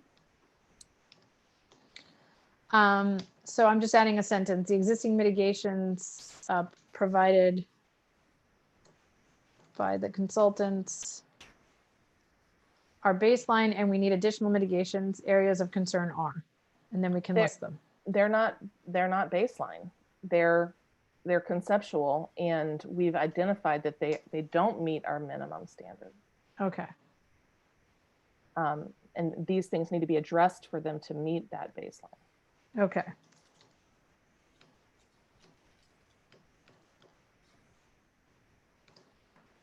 So specifically for the school, on the school drop-offs and pickups on the slip road, for example, you start putting more traffic through that area, it's going to become exponentially more dangerous, right? That's not something we can let stand. We have to improve that for this to work because of the, you know, anticipated increase in volume. And okay. Similarly with the Cloverleaf, right? We don't want the Cloverleaf, so we need to make sure we have the other intersection from Kingsley to Embarcadero, so people aren't driving through the neighborhood as a de facto Cloverleaf. Because the intersection is problematic on the north side, we need to fix it to reduce the traffic there. Those kinds of mitigations, because as you add more volume, you get more danger. So we want to Okay, so again, throw some bullet points at me if I'm. So right now we've done the first two. Let me move up. We did do this one about Embarcadero being revisited. Is there anybody who feels like, I'm looking at the first three bullets for right now, which would be these. Is everyone okay with those as they are, or is there anything we'd like to change? And then feel free to keep dictating. Did we capture the Kingsley High Embarcadero intersection? I think we've captured it in terms of the issues of the bikes, but not necessarily of the Kingsley High Embarcadero Cloverleaf issue needs to be. Does anyone have any more words? Address to reduce neighborhood through traffic. Neighborhood. I can't spell. Don't worry about through it. Traffic. Yeah, I think that captures my concern. Okay, In Young, I saw your hand up. Yeah, so there's unofficial pickup drop-off location in Embarcadero Slip Road. So that's problem existing today. And it's not from the traffic study, it's neighborhood comments. And obviously it's a very significant, point. However, if we have mitigation done on improvement in Embarcadero, is this going to be still the issue or not? We don't know, right? Because if the traffic's moving through, maybe it's not safe to drop it off, so people might not drop it off, or maybe drop it off. I don't know, but it's just kind of, for me, it's very uncomfortable because something exists today. But how do you, problem today that still exists with improvement or not, you don't know, right? So Could I suggest? I'll raise my hand later. Go ahead. Like, my I hear concern what you're saying. was that it exists now on a smaller scale of volume of traffic. If what we do is planning to increase that traffic, it changes the risk significantly for those. No, I differ the opinion, because if it's too dangerous, they might not drop it off. Oh, interesting. So I think I think both those things are true. So yes, if there's more cars, they may not choose that as a drop off. But I also think it's true that it kind of needs to be listed. And frankly, I don't know what the answer is. Thankfully, we don't have to come up with the mitigations. That's what they have to do. But one might very well be simply education, right? Like reiterating to parents that that's not please don't pick up and drop off in that location. It's very dangerous for your students and for everybody in the community. It may be as simple as that. It doesn't necessarily have to be some big signs or some, I don't know, road, infrastructure or something. It could just be some education from PAUSD. But I think we can just highlight it, and it may not be a problem in the future. It may be a whole different problem in the future. We're just trying to anticipate what we can. Okay, so that's I don't think we can say just don't drop off. You'll have to explain to people where they can drop off. Yeah, and that's like what PAUSD has to worry about, not what we have to do. Yeah, this kind of problem is organically, appears and disappears as they, so we can't really officially address it. That's yeah. Greg, yeah. Can I wanted to suggest a mitigation related to the drop-off issue, okay. Which is that since we are going to recommend closing Churchill to cars, there's currently a right turn lane from Alma onto Churchill that will no longer be necessary, and in the rendering is shown as landscaping. That right turn lane could maybe be converted into a drop-off zone, which would give people an additional way to drop people off for Pali without having to go under the tracks. Well, so let's discuss that when we get to the bike thing, Okay. because that might interfere with some of the bike designs. Yeah, I have two bike related suggestions, but that's Yeah, we'll Yeah, get to Greg, those. I think we have to look at that in terms of the number of drop-offs per hour during peak hours Yeah. and what's called the queue depth, meaning how Well, many yeah, cars. So, sure. Because to be clear, they're not supposed to be doing it on Embarcadero Slip Road, and we shouldn't be encouraging them to do it anywhere else, because the Yeah. idea is. so I think, So the mitigation I'm suggesting is, can we design a safe drop-off Well, area I that think would be that's a- legal? I just want to say, I think this is a Gary, assuming we want to look at that, that's a Gary Black issue. Yeah, and again, if the school district decides that they need to create a safer pickup and drop off thing, then that would be the mitigation that they propose, but we don't have to think of where it might be, I think we can, because ideally more people are biking and walking. That's why we're trying to build these things. So, okay, so the Cloverleaf issue. So the next one is Chair, I have a comment. Yeah. I don't think the Cloverleaf is the right definition for that. It could be multi-pronged intersection or multi-way intersection, but Cloverleaf usually is like a circular on-ramp kind of thing, unless I'm not understanding it right. So. If you call it a Cloverleaf, the traffic engineers will be confused. Yes. Good point, Rippon. I think we don't want it to turn into a de facto Cloverleaf, but what's the right word? Multi-pronged intersection? Yeah. Multi-way, multi-leg intersection, five-way intersection, something. Okay. Like I think it's an on-ramp. Isn't that the term? No, the on-ramp, you're talking about the Embarcadero. We're talking now about Kingsley High Embarcadero, different. Yeah, that's what I'm talking about. It becomes an on-ramp to get onto Embarcadero. Right. Okay, but are you okay with multi-pronged intersection? Does that cover it for you? Nobody knows what that means. And the Lincoln side too, right? Like both sides of that interchange. So. Or you can call it interchange, sorry, something like that. Intersection, multi-way intersection, That's good. Okay. Yeah. Okay. How about discussion about moving the entrance to Town and Country to mitigate congestion at El Camino Embarcadero? Yes, Larry. I don't think that's appropriate for us to consider. It would need the consent of the owner of Town and Country. And I'm reasonably confident you're not going to get it, because they're going to say, you're ruining our property. You're the commercial value of our property. If you want to close it down, it would be a long fight, and it's not within the city council's total control. I agree with Larry. Me too. Okay, anybody else feel strongly? Okay, we'll take it out then. May I comment since I put it in there? Go ahead, Dave. Sorry. Only that it's a possible solution to help reduce traffic that is getting stopped at that additional light over on that little segment of Embarcadero. And so as a solution to that, somebody should take a look at that. And yeah, maybe a painful process to do it. Or maybe, I don't know, maybe it'll be welcomed. Who knows? I don't know. It may just be something that someone should look at.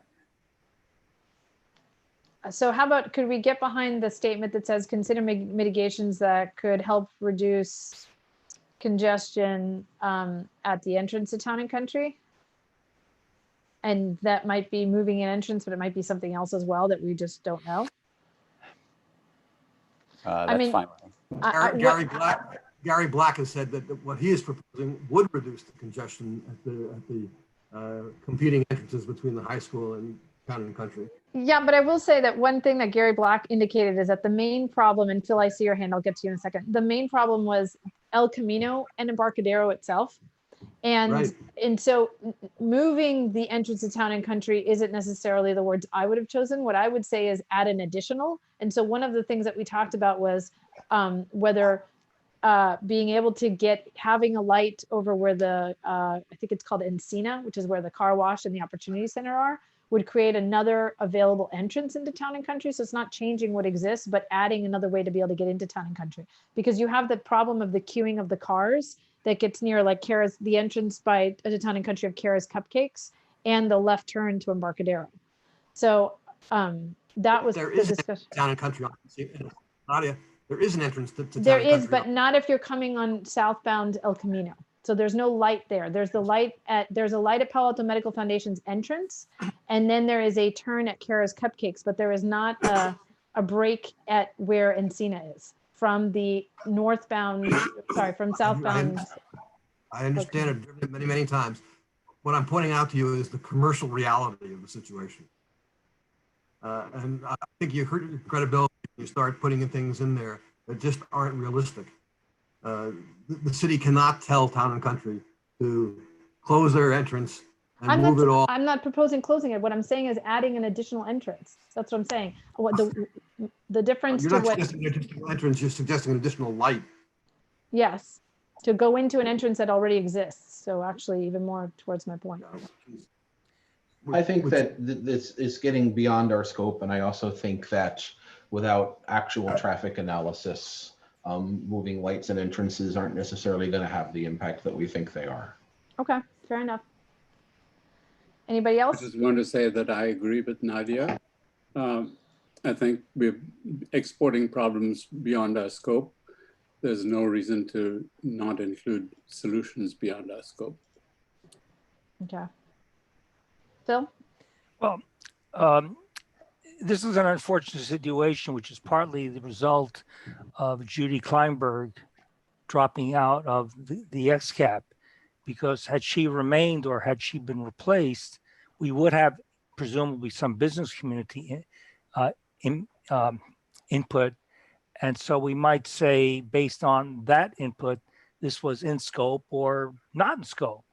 So perhaps what we might need to say is we need to do another outreach to Chamber of Commerce, or rather than simply take the item off the list, say that it's a possibility, but we need their input to clarify. Okay. So could we get behind, consider working with Town and Country in the future on ideas to reduce traffic congestion? If they're open, great. If they're not, that's okay too. But at least we put in there that, we didn't really get any Well, if business they are, outreach. then great. Then it becomes in scope. If not, then we drop it. But I wouldn't necessarily in the future. I mean, this is probably something we should do, well, sooner rather than later, if we think it's important enough to put in at all. Larry, does that work for you? And Greg? If I were representing Town and Country, I would say the congestion's due to Palo. Let them move. Unless you're the businesses on the side where more people would start to come in and you're like, great, let's let more people come in on my side of Town and Country. And So I think then- it depends on your, Yeah, so what would be so bad, since you asked me, what would be so bad about saying we encourage the school district and the Town and Country to work together on improving the solve traffic flow? congestion. I mean, among other things, one of the things we haven't talked about is that on the mitigation plan, there's that pedestrian overpass. yes, It's I'd a like to big talk loop about that to go one, over yes. the cars, but we know the kids are going to just run across the street. So there's a whole lot of that interface that as XCAP, I don't think we can fix, but maybe we can say in our report, wouldn't it be wonderful if, there was peace and harmony between Pali and Town and Country and their biggest customer, by the way. So what do you Can guys? I make 2 points here? Yeah, Keith and then Inyoung, go ahead. One is it's just not Pali because it happens on weekends when Pali is closed. Okay.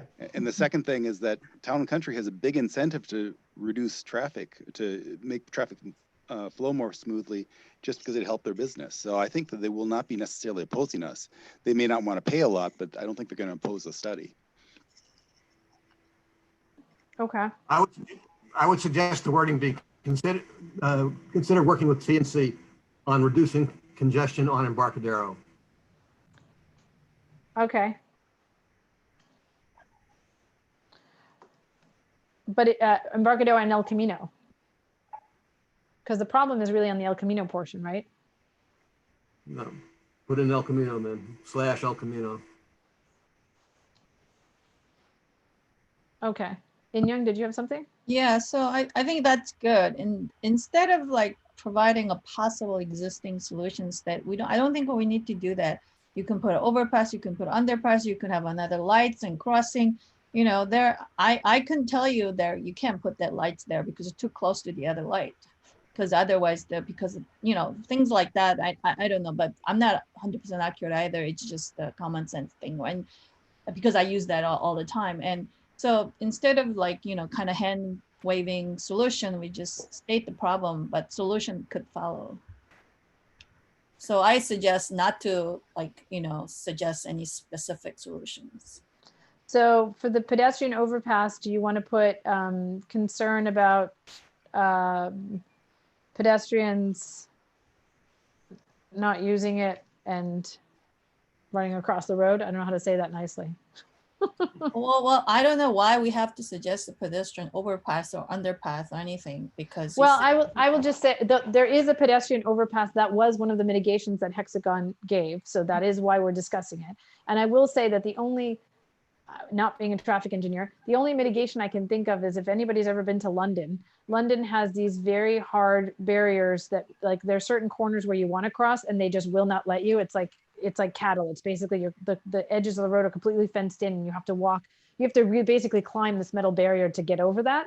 And if you did something like that, then probably more kids would end up using the pedestrian overcrossing, I would hope. But that's the only mitigation I can think of as a non-traffic engineer. Then maybe we put in, we say, you know, we have a concern that the pedestrian overcrossing, you know, might not lead to improved safety without additional mitigations or something like that. Well, how about incentives for use? Yeah. Yeah, so just to tag on to that, there are things similar to what Nadia described, not just in London, that are used in the United States as well. To I'm sure. So yeah, we do have tools available, and certainly this would be a location where I would say we would definitely use it because it's going to be the shortest path otherwise. Yeah. Yeah. Okay. So I mean, I think all we need to say is, you know, please use the full range of tools to keep it safe for the kids. Okay. So I have concerned it won't lead to increased safety as proposed. Please review. Is that okay? In Young, you're muted. The joke, $1,000 fine, you know, crossing the road. It goes to pay for XCAP. Put it on mommy's credit card. Okay, so El Camino, Oregon, and Page Mill. This was a segment of one of the things that Dave, I think, had brought up as concerns about the inducement of the closure and what that does there. My recollection, and correct me if I'm wrong, is that the traffic study says there's not much they can do to improve that intersection. It's going to be what it's going to be. Is there a reason that we need to call that out, or? I'm okay with removing it. Okay, great. I think what we're saying is we don't mind making it worse. That is what we're saying with the decision, yes. Yeah. Actually, there are mitigations that are recognized, that are, you know, adding a right turn or something like that at this intersection, right? So just wanted to make sure that. I think we're saying that we recognize we're making trade-offs. Yes, exactly. Which I think is different than saying we don't care about people who drive through that intersection. Yeah. Okay, so another proposed mitigation, this is a bike pedestrian crossing at Seal. As you guys heard me say last week, my feeling on this is that if you're going to do a closure, and we agree that you have to build the mitigations first, in order to build the bike ped tunnel at Churchill, you actually have to close Churchill. And so you don't get a time where the kids have a safe way to cross during construction. And so my proposal is that they review the possibility of having the bike ped tunnel built at Seal along with all of the other car mitigations first. And then they could potentially test a closure, see if the car mitigations worked and if they didn't tweak them, but or start the closure. But in the meantime, there is a safe way for bikes and peds to cross. And so this would be a bike ped path in addition to one eventually to be built at Churchill as well. Nadia, I would suggest that we look at a more comprehensive bike ped plan. And that plan should be not only connecting 2 points with concrete, but it's about whether it will be used. Is it pleasant? Does it fit Palo Alto? It should have an urban designer look at bike ped crossings and look at the feel of the place is not only the geometry of the place. I think it's a bigger issue than just this seal connection, although I agree that this seal connection would be useful. I think it's a much larger picture, much larger picture about making a pleasant, good feeling connections. Yeah. Okay. But your timing point is important too, Nadia. To make sure that, like you were saying, one before the other, so that we didn't disrupt.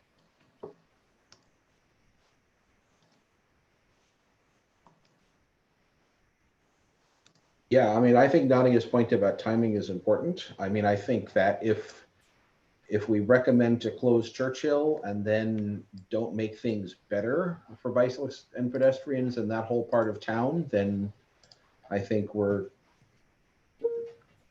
not making the world a better place there. So I think that we have to find a way to recommend doing some more serious engineering on that option. Well, and I did want to point out, I think in today's packet, we have, I asked the staff to include for you the walk and roll maps, which are the safe routes to school maps for Green and Walter Hayes and Pally, which makes it super clear that Seal is actually in a really important connector street to all of those pathways. And I also included excerpts from the rail corridor study that I discussed last week, which was looked at in 2014, I think it was, or 2013, and really studied how can we have the most east-west connectivity across the membrane that is the Caltrain right-of-way. And so, you know, Palo Alto does have a goal of trying to make it easier to walk and bike everywhere. So it's why I'm proposing that I think having both a path at Seal and also at Churchill is actually important, not just for the phasing of the construction, but in reaching our ultimate goal of having multiple crossings.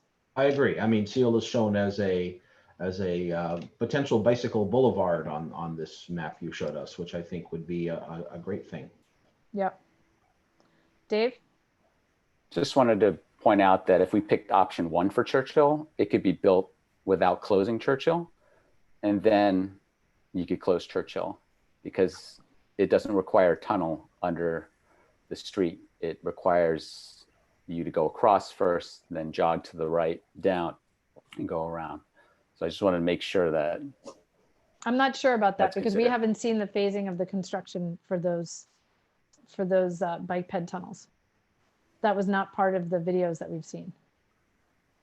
It's a possibility though, right? And we don't have a video.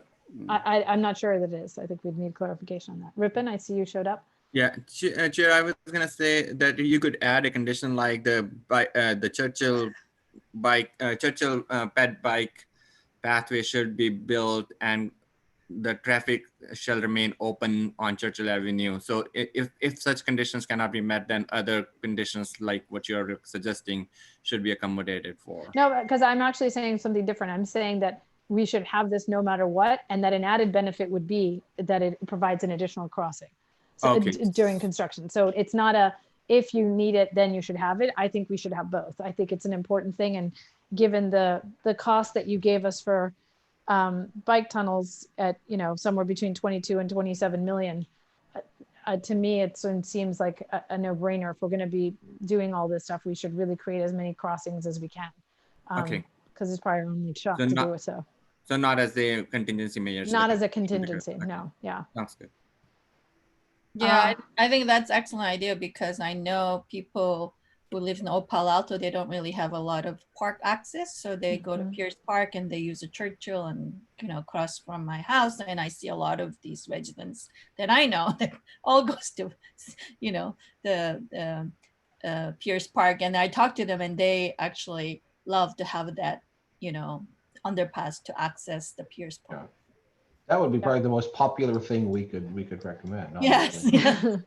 Potentially. And, you know, I was surprised because, you know, they have underpass on their street, so I would think they're not going to welcome it, but actually they were welcoming some of the people I talked to. Yeah, there is a tennis court that might be in the way, but I assume those things. Yeah, it can kind of go around it.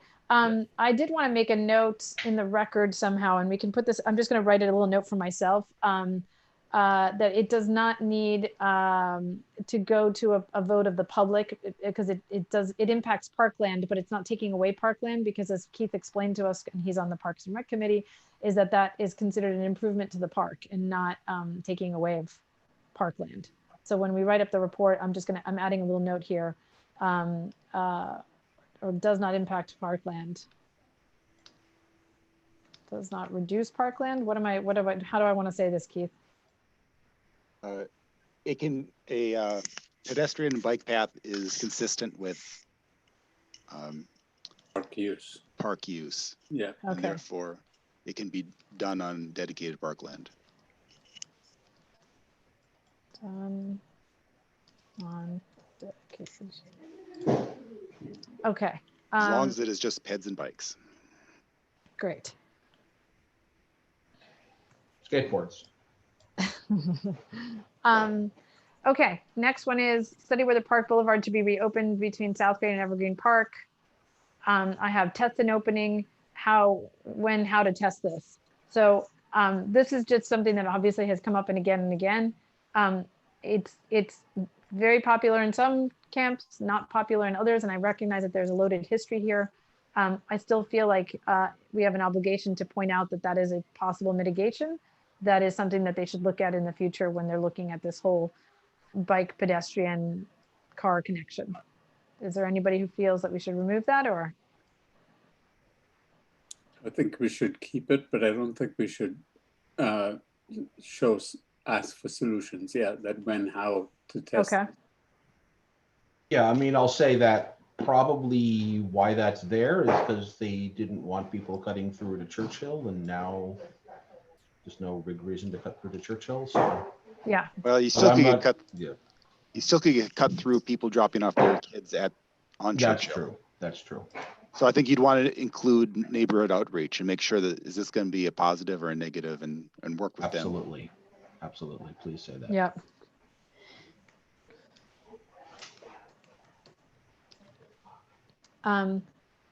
Okay, Keith, you had mentioned something about kids climbing on the landscaping around the Embarcadero underpass, and I was hoping, I mean, do you have a mitigation for that? Is there a way to kind of state that as a concern, or give me some language here? Well, here, let me share my screen. I can show you what I have here. Oh, that'd be great. Let me stop share. Okay. Okay, do you see that then? It says Keith has started sharing screen, but I don't see it. Oh, now I see it. Yes. Okay. And so this is looking from Pali towards Town and Country. Town and Country's on our left. This is the bridge that's going over Embarcadero. And the students are dropped off at that slip road, and then they come under this, and then they come here and they hit this and they go right up the slope. Yeah. Okay. And so I would just say put a stairway there just to make it safer if we're going to be increasing the volume of drop-offs, which we don't know for sure, but I suspect we might, then we're going to have more students coming under the underpass and going up this slope. Right now we could use stairs. I think having a stairway there would be a good thing. Okay. That's what the Park Service would call a social trail. Yes. Okay, great. Okay. Let me put mine back up. So consider stairwell on, thank you, stairs. And what, is that the southwest? Somebody help me with directional things here to. Sorry, I'm scrolling on. Stairs on southwest. Northwest. It's the north. Northwest, thank you. Yeah. See, I knew I was in the wrong area. It's really just the north, but yes. Okay, and the northwest corner between, help me, TNC. Between Embarcadero and Caltrain. Okay, between, thank you. Never underestimate how hard it is to type and talk and think at the same time. Let me just tell you, while you have everyone watching. Okay. No pressure, Nadia. No I know, pressure. really, I'm feeling it. I'm like sweating over here. Okay. Last one is Oh, I think it's something that I thought I had moved to the top, but it's somehow, it's a repeat of what we stated before, which was Tony's concern about how the impacts of Palo Alto Avenue might change traffic flows, and to consider that they were sort of connected. I suspect at some point we're gonna want to, as a group, discuss whether we wanted to put in there a sentence to City Council about how we're still mad that they didn't let us talk about Palo Alto Avenue because we think they're all connected. Is that probably fair to say? I second that. Yeah. I'll let Tony write that section. I won't put it in the mitigations, but it's certainly a stern one of these. Okay. And how do you phrase that diplomatically but effectively? I think that's Larry and I will have to work on that, and you guys will tell us if we nailed it or not. All right. Is there any other, before we move on to the bike options, were there any other mitigations that we might have missed? Okay, I'm sure something may come up later, so we'll hold that for now. Okay, going to the bike alternatives. So these are sort of my notes that I made, but we have obviously option 1 and option 2 of the bike alternatives. And we got some details from Ripon today on the size of them. So it looks like they are roughly equal. They're all 10 feet at the highest point of the arch with 8 feet walls. They are 10 feet wide. They have roughly an 8% grade. And they cost, option 1 costs 17 to 21 million, and option 2 costs 22 to 27 million. I would like to start the discussion by saying I spent a lot of time talking to some bike folks and going on the internet to look at what is considered the best bike design for underpasses. And mostly what I learned, and I think I have a document here that I can show you, is that, oh, that's not it, this one. Nope, that's not it either. Is basically here, access to adjoining streets should be as direct as possible to reduce out-of-the-way detours for bicyclists, and design should endeavor to minimize conflict points at entrances and exits. Space should be continued throughout the facility, extra consideration for lighting and personal security. So basically, the lighter, the bigger, the wider, the more of a pleasant bike experience it is, right?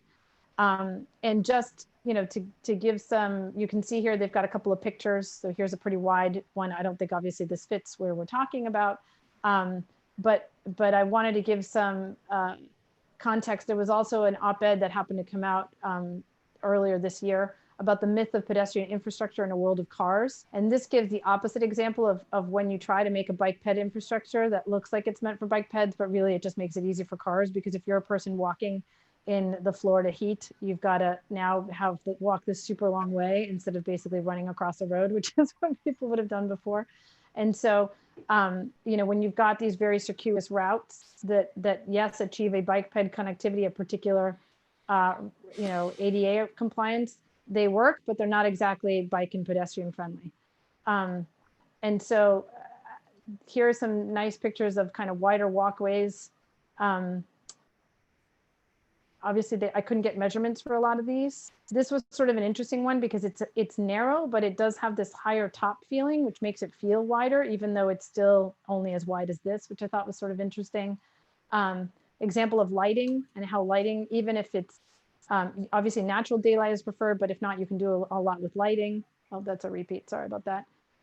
Here's one in Campbell. And I also created a Pinterest page, which you can follow on Pinterest. And I pinned a lot of other examples of kind of big, wide bike ones to kind of give you guys fodder. I also found this YouTube video, which I just wanted to show super fast because it does show what for those who don't bike but would like to imagine what it would be like. Hold on, I'm having trouble hitting the play button here. I'm going to mute it.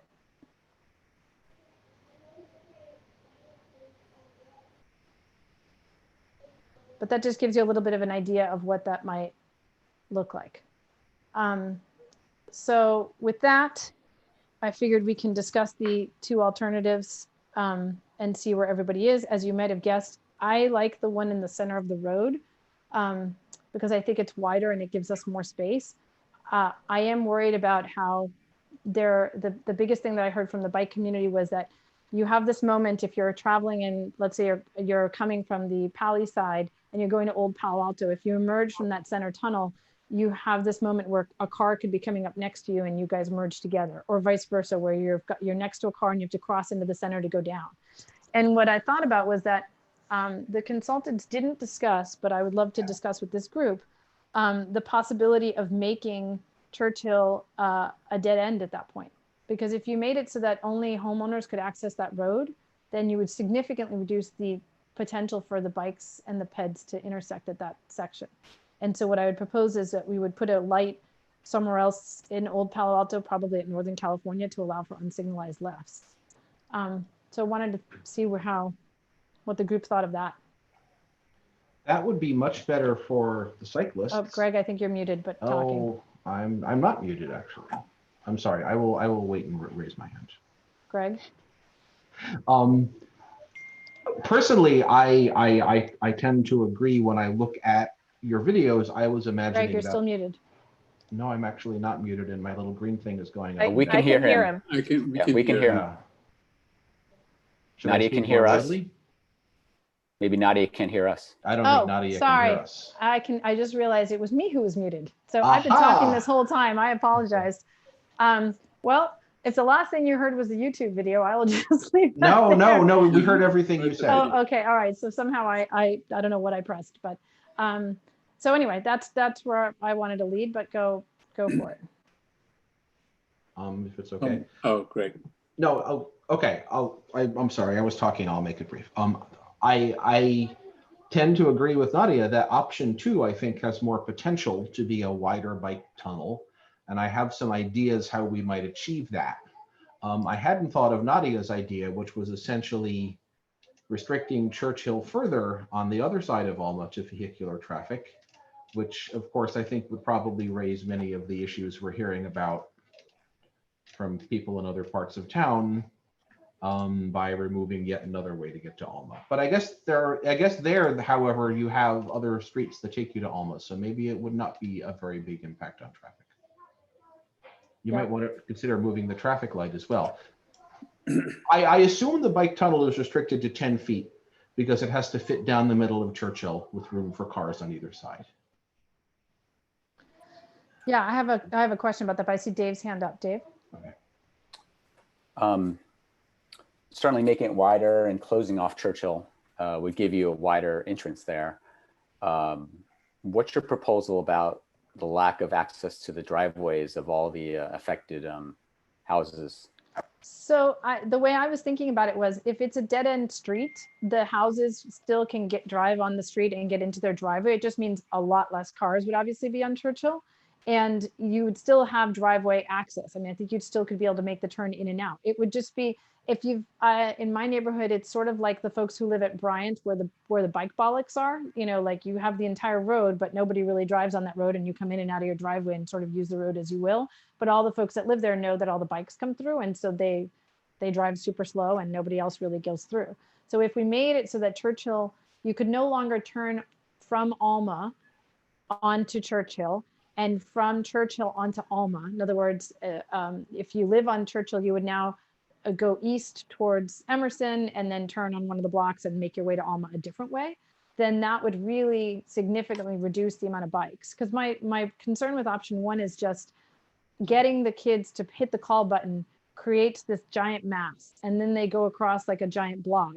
And what I like the best about option 2 is it gives us a chance to separate the bikes and peds from both Alma and from the tracks, which I think is a huge benefit, and frankly really would add to the kind of bike ped infrastructure we're thinking about. And similarly, if you had a similar design at Seal, now you've got like really comfortable and much faster ways to get across the tracks, which is what inspires people to bike and walk. But still, to my point, they made that as wide as possible, removing on-street parking on Churchill, but allowing cars to drive on either side. Yeah, just one lane, one way on each side, to either side of the opening. So if we accept that, well, maybe we could get another foot or two scooching if we got rid of the sidewalk. I don't know if that's what people are thinking about or what you were thinking about. But much.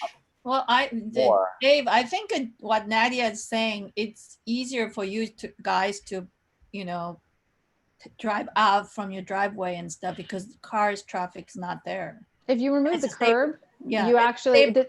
that all becomes basically part of the house, the properties, right? So if there's no curb, you really have a lot of flexibility there, except where there's a tree, to be able to make the movements you need to make. And safer for the bike. Mm-hmm. So I actually have a suggestion if we're going to Sure. consider this. On the Pally side of Churchill, we actually have 2 pedestrian stairways with a 10-foot bike tunnel down the middle. So it's Mhm. almost like we have 30 feet. On the other side of Churchill, would there be room, especially if we do what Nadia is suggesting, to have pedestrian staircases as well? That would make it possible to have the part of the tunnel that goes under Alma and the tracks be more like 20 or 30 feet wide. Plenty of room for cyclists and pedestrians, with stairs on both ends for pedestrians. Now, pedestrians who can't use stairs still have to go into the bike part, but that still exists for them. And basically what that does is that gives you a more open and airy tunnel. It can separate the pedestrians from the cyclists, and it achieves what Nadia is suggesting, which is those staircases could be, to sort of block the end of Churchill. You might have a much more pleasant and safe bike tunnel, even though you still have 10 feet in the middle for the actual bikes, but you get the non-bikes off to the side. I don't know if I'm envisioning this correctly, and maybe it's late to be discussing this, but we spent like 15 minutes on this picture 6 months ago, and we hardly talked about it since. So I think it's an interesting time to discuss it. And I think the other thing I would add is as we saw from the slide that that Rippon showed, is that if we wanted to make the grade more comfortable, we would extend the bike ped tunnel further into the block. And if you saw like what it takes to get from 7% or 8% to 5% is about another 150 feet, I think, which is not a lot if that's now a dead end street, right? If it's just for neighbors, then you really could get a pretty comfortable grade going, which I hope would be, make it a pleasant experience for everybody, because I'm sensitive to what Tony has highlighted before. Nadia, I think we're getting too detailed. I think neither of the options are adequate at this point, but I think we need to ask council to study them in more detail so that there may be other ways to do it. I don't know of any other ways, but I think it's won't be productive for us to do it online like this without a map, or at least without Sure.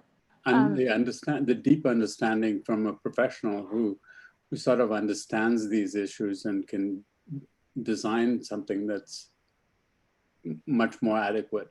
I agree. So full disclosure, part of the reason I'm asking whether we have preferences on 1 or 2 is when Larry and I met with staff, it was clear that as much of the decisions that we can give to council that we agree on would be helpful. So if there's more folks that are more interested in option 2 than option 1, and there's additional ideas for it that they could go deeper on, that would be helpful. If we can't agree to that or don't agree to that, then that's okay too. But if we can come to some sort of agreement on option 1 versus option 2 for the bikes, then that would be helpful. Yeah, so just going back to what Dave was saying, these intricate dimensions of whether we have a bike path, or a sidewalk, or the ability to back out a car. I don't see that ability to back out of a car backwards onto this place and then turn either way. So there are problems with both solutions, and I think we need to study them more carefully with someone who knows how to do these things in a pleasant way. So I'll put you in the camp of you're not ready to decide. Inyoung? I initially thought when they're going to close the Churchill, that's the solution that I foresee it just intuitively, that, close both sides. But then when I heard from, Dave and residential, they said, how are we going to get out? We like that Churchill to be open so they could access Alma. I think that's why I just thought, oh, maybe they like to access Alma. But if you really think about it, even if I live in Dave's house on Churchill, I'd rather that to be closed and safer for the bike. And, I go around and access the Alma. So I think, I don't think it's a problem of like dimensions. I think there is a room, and there is a it's already like 4-lane driveway. So, I mean, the street. So I don't think the dimension is the problem. I think it's 3, but I hear what you're Yeah, saying. 3. Yeah. Nadia, can I just say that dimensions are going to be a problem? And I think that to start with this 10-foot wide, both for bikes and peds in 2 directions is inadequate. Mm-hmm. So I think there's a lot of problems that I don't think they're insolvable, but I don't think we can solve them here. And so I don't have a preference on either. I think that both should be looked at. Okay, anybody else? Okay, so I think people concerned about 10 feet bike path, I think it's really narrow. I'd like to see it bigger. But think about it today, there is a 2 crossing on Churchill, and there is there is a traffic light stopping all these bicyclists. That's why they have a long queue. And then they're accessing these 2 crossing, and seems to me it's working today. So if there is no traffic light, I think a 10-foot might be enough. I mean, again, I'm arguing, my hand waving. It's not concrete data. No, But I understand, because the bikes right now are restricted to a pair of crosswalks. yeah, so they stop for a long time because the train's passing, right, and then they pass, right? So. Yeah, so I think the argument for the center one is that it's a constant flow, Constant so they don't flow, yeah. don't bunch, which is what I'm interested in. Larry, I saw your hand up, and then Greg. Yes, I favor option number 2, and I was intrigued to read the material that Nadia had produced from the bike community, where one of the criteria was direct access or a straight shot, and that was my instinctive response when I saw option 1 versus option 2. I would certainly prefer riding straight ahead rather than jogging to the right and then back and around. And I would prefer that for my kids or grandkids, for the kids going to Palo. I'm sort of intrigued by the comments that say, well, we need more expertise. Well, I thought that's what we hired AECOM and Gary Beckert for. So if they're not, that's always I always get concerned when people start saying, well, we need still another expert. That doesn't quite wash for me. Anyway, so I think we have had the expert input. Yes, I'd prefer to see a wider tunnel, but it seems to me that 10 feet looks good and is used in a lot of other places. So what I would propose is that we endorse option number 2 and suggest to the council that they look at Nadia's proposal of closing Churchill. I think it's an interesting idea, but I think since it hasn't really been vetted, I can't quite endorse it yet, but I really like the idea that it should be explored further.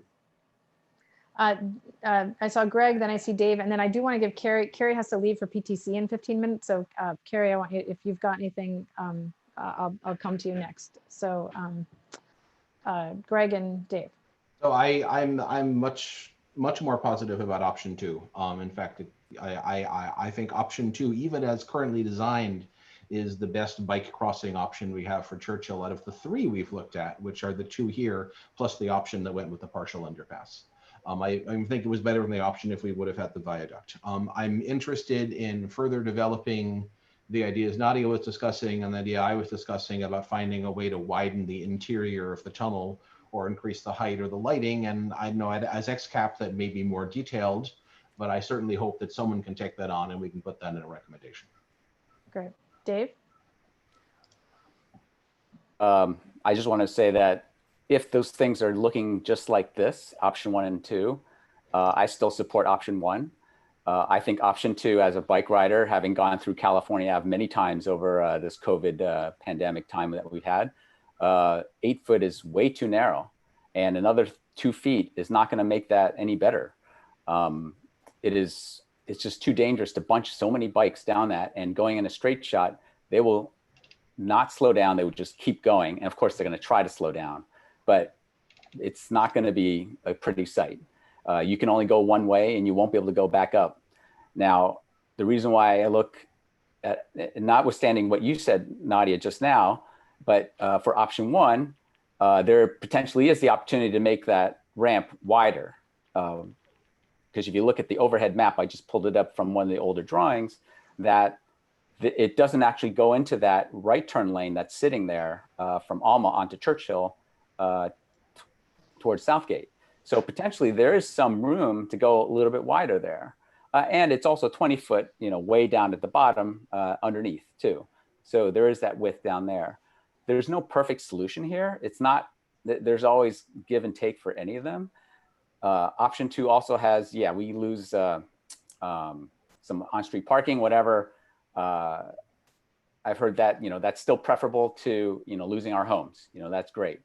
Now going back to your other proposed option, then, well, closing off has been bantied around. It hasn't been talked about in a while amongst some of the people that I've talked to. But, there are definitely some advantages to that too. Although this brings up then Tony's comment, which is, I'm not sure we have enough information to kind of go from here. And so then it becomes, well, can we really pick some kind of preference here?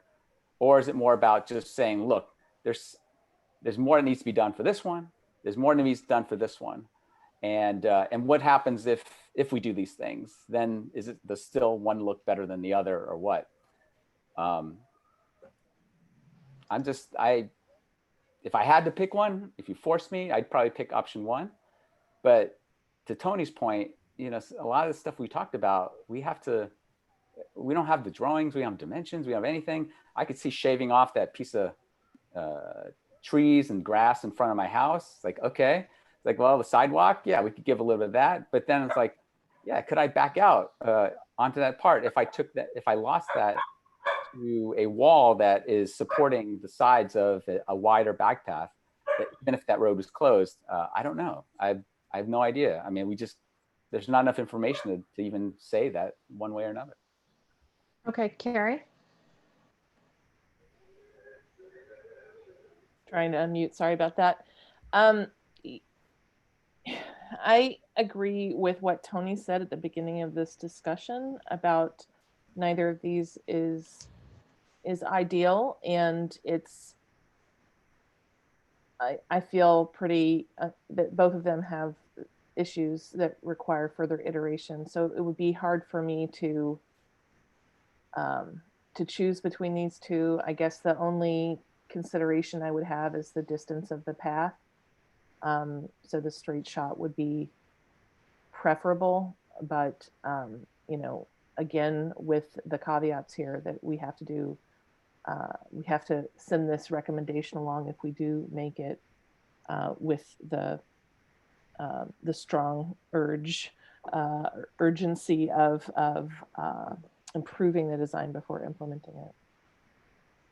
And are we even talking about the other, like, this is only the Churchill one, right? This is not the Seal or something else. For right now, we're just talking about option 1 and option 2 of the Churchill ones. Inya. So option 1, because Rachel and I, if we want to, Rachel is in my neighbor. If we use that option 1 bike path, it's very scary using it at night. And then we both said we're not going to use that at night because it's going under for a long time. And, in the dark, I don't feel very safe to go using that bike path because it's very long. It's a safe. So I hear what you're saying. Thank you, Inyang. What I was going to say is, I just want to be really clear. We're not saying that we would be selecting option 2 the way it was proposed, or even with any suggestions that any of us are making. What we're proposing is what we're trying to delineate is between the two of those, do we have a stronger favorite? And if so, why? And then what other suggestions might there be? So I gave you my suggestion to improve number 2. And in my mind, the reason, like I said, that I like number 2 more than number 1 is that it doesn't cause the kids to bunch, and it actually grade separates the kids and pedestrians from Alma, which I think is a huge advantage that to me was a lesson learned. I did want to say that I have other stuff about Seal, which we can talk about as well. But again, that would be separate from picking between option 1 and option 2. And so I guess focusing just on the, if we agree that the critical thing is that making a bike pedestrian crossing at Churchill, not counting one at Seal, should also separate bikes and peds from Alma, then does that help us decide that that's what we would rather move forward? And the recommendation to council could be, when you're looking at these bike alternatives, we need to improve other parts of the design and stuff, but this is what we feel strongly about. I mean, do we have enough supporting that? I see. So because of that reason, I prefer bike option 2 with improvement. Okay. But, yeah. Keith, I can't see if you're putting your hand up, so that I'm going to call on you just in case. Yeah, I prefer 2. I think blocking off at Churchill to reduce the traffic would be a good thing. What bothers me about number 1 is a lot of people now have cargo bikes and trailers, and going around that is going to be difficult. Plus now you have to wait for the light, so the kids are going to have to wait for the light and then go out of their way to go under the tracks, and I don't think it'd be very popular. It'd be less popular in a straight shot. Okay. Phil? Yeah, so I've been kind of quiet because I think the comments here are really excellent. I want to sort of second what Keith is saying. My concern is, and Keith articulated very well. So Okay. I'm on record supporting option 2. Okay. Okay. Yeah, Dave? I just want to say that I'd love to hear what the Safe Routes to School people and the bike people would like to have to say about these options before we make a recommendation. But because they are the experts, aren't they? And I'm making some guesses as a biker myself with a cargo bike, as Keith has mentioned. And I'll tell you, the slower I go, the better. Well, so if I had to go across Churchill first and make a right and then go down and go around, I'm okay with that. I would much rather that than have everybody go racing down at 10 to, I don't know, 15 miles an hour. That's pretty fast on a bike, you know. That's pretty scary to me. Well, same grade, same yeah, slope. it's the same slope. So I think the thing is that if you started if you started it further back on the center option, you can have a much flatter grade, which doesn't make you pick up speed. So I think, you know, you've compared it to the Cal Ave tunnel, but I think, you know, 12% versus the 8% and less than 8% average, which they have with these flat spots. And if we lengthen it, we can make it even flatter. I mean, that makes a huge difference when biking. It also makes it much easier. I mean, part of what I did talk to one of the members who helped found the Safe Routes to School program. And what she was talking about was that one thing for consideration, especially if we discuss the Seal crossing, is that little kids have smaller legs and smaller wheels. And so even though 8% is the ADA requirement, flatter is better. And so if we go along with the potential of thinking about restricting the traffic on Churchill, I think it allows you to be able to start that tunnel further back, which gives you just a real flat experience akin to kind of the pictures that I was showing before of the bike ped things that like, you know, where it's much more of a flatter experience, as if I have a better picture. And so you're not picking up speed. I mean, this is wide. This is, I think, 20 feet wide is what I found. So it's not going to be that wide. I'm also, to, I think, Tony and Carrie's point, I would be very intrigued to have the consultants figure out, you know, can you make it wider at the bottom? So it might have a more narrow mouth and make it real wide at the bottom. And then obviously we have less of a problem on the west side of Churchill, right? Just because of the configuration in the street and because there's no houses on both sides and there's not driveway access the same way. You know, that's kind of what's motivating me. I think even this design here, making it feel larger, even though it's more restricted, kind of helps. But not that. Not that. Yeah, sorry. I think what we should have done, and not a complaint, we left the bike ped experience, which is Palo Alto's core, right to the end. It should have been in the mix. And to talk to Larry's point about you thought AECOM was an urban designer as well, they're not. It's like asking, and I'm not blaming them, they've done a really good job on all of the aspects that they are very, very competent at, but they're not an urban design company. And so what has happened is that urban design is sort of to describe it simply, it's I've talked to a physicist. It's a quantum kind of problem solving. It's not linear. And so I think we have missed out on that. I think we need to revisit it as a quantum problem rather than a linear problem. Yeah, but Tony, how many people here understand the difference between quantum physics and, say, Einsteinian physics? Oh, sorry. In quantum, I mean, it's an interwoven set of priorities that all influence each other. I know, but quantum physics has to do with uncertainty of, inability to predict with particles' location at any time. And I don't think that's the thing that we want to get into in this gap. That's no, beyond. it's quantum computing more than quantum physics. Yeah, well, okay. I'm going to drop the point. So Tony, just I guess my appeal to you is this is not suggesting that we have nailed the design. What we're saying is that we agree that, what I'm hoping we agree on is that the importance of having a bike pedestrian alternative that separates the bikes and peds from Alma and the train is superior to just the train, and that we'd like to explore more alternatives. And if we also agree that we want to talk about a bike ped crossing at Seal, part of it is looking at this as a giant network the way that you described, and we already have that in the mitigations above to consider this as part of an entire network that should be reviewed, right? So I think your concerns about making sure that there's more urban design stuff is hopefully captured in the mitigations above and reiterated in whichever one of the alternatives that we pick down here. Yeah, I like that. It's just that I'm not sure neither of these work with 10-foot wide two-way bike and ped and handicapped underpass. I mean, I just don't think either of them work. Okay, so do we want to make notes here that we want to explore wider, taller, and fully lit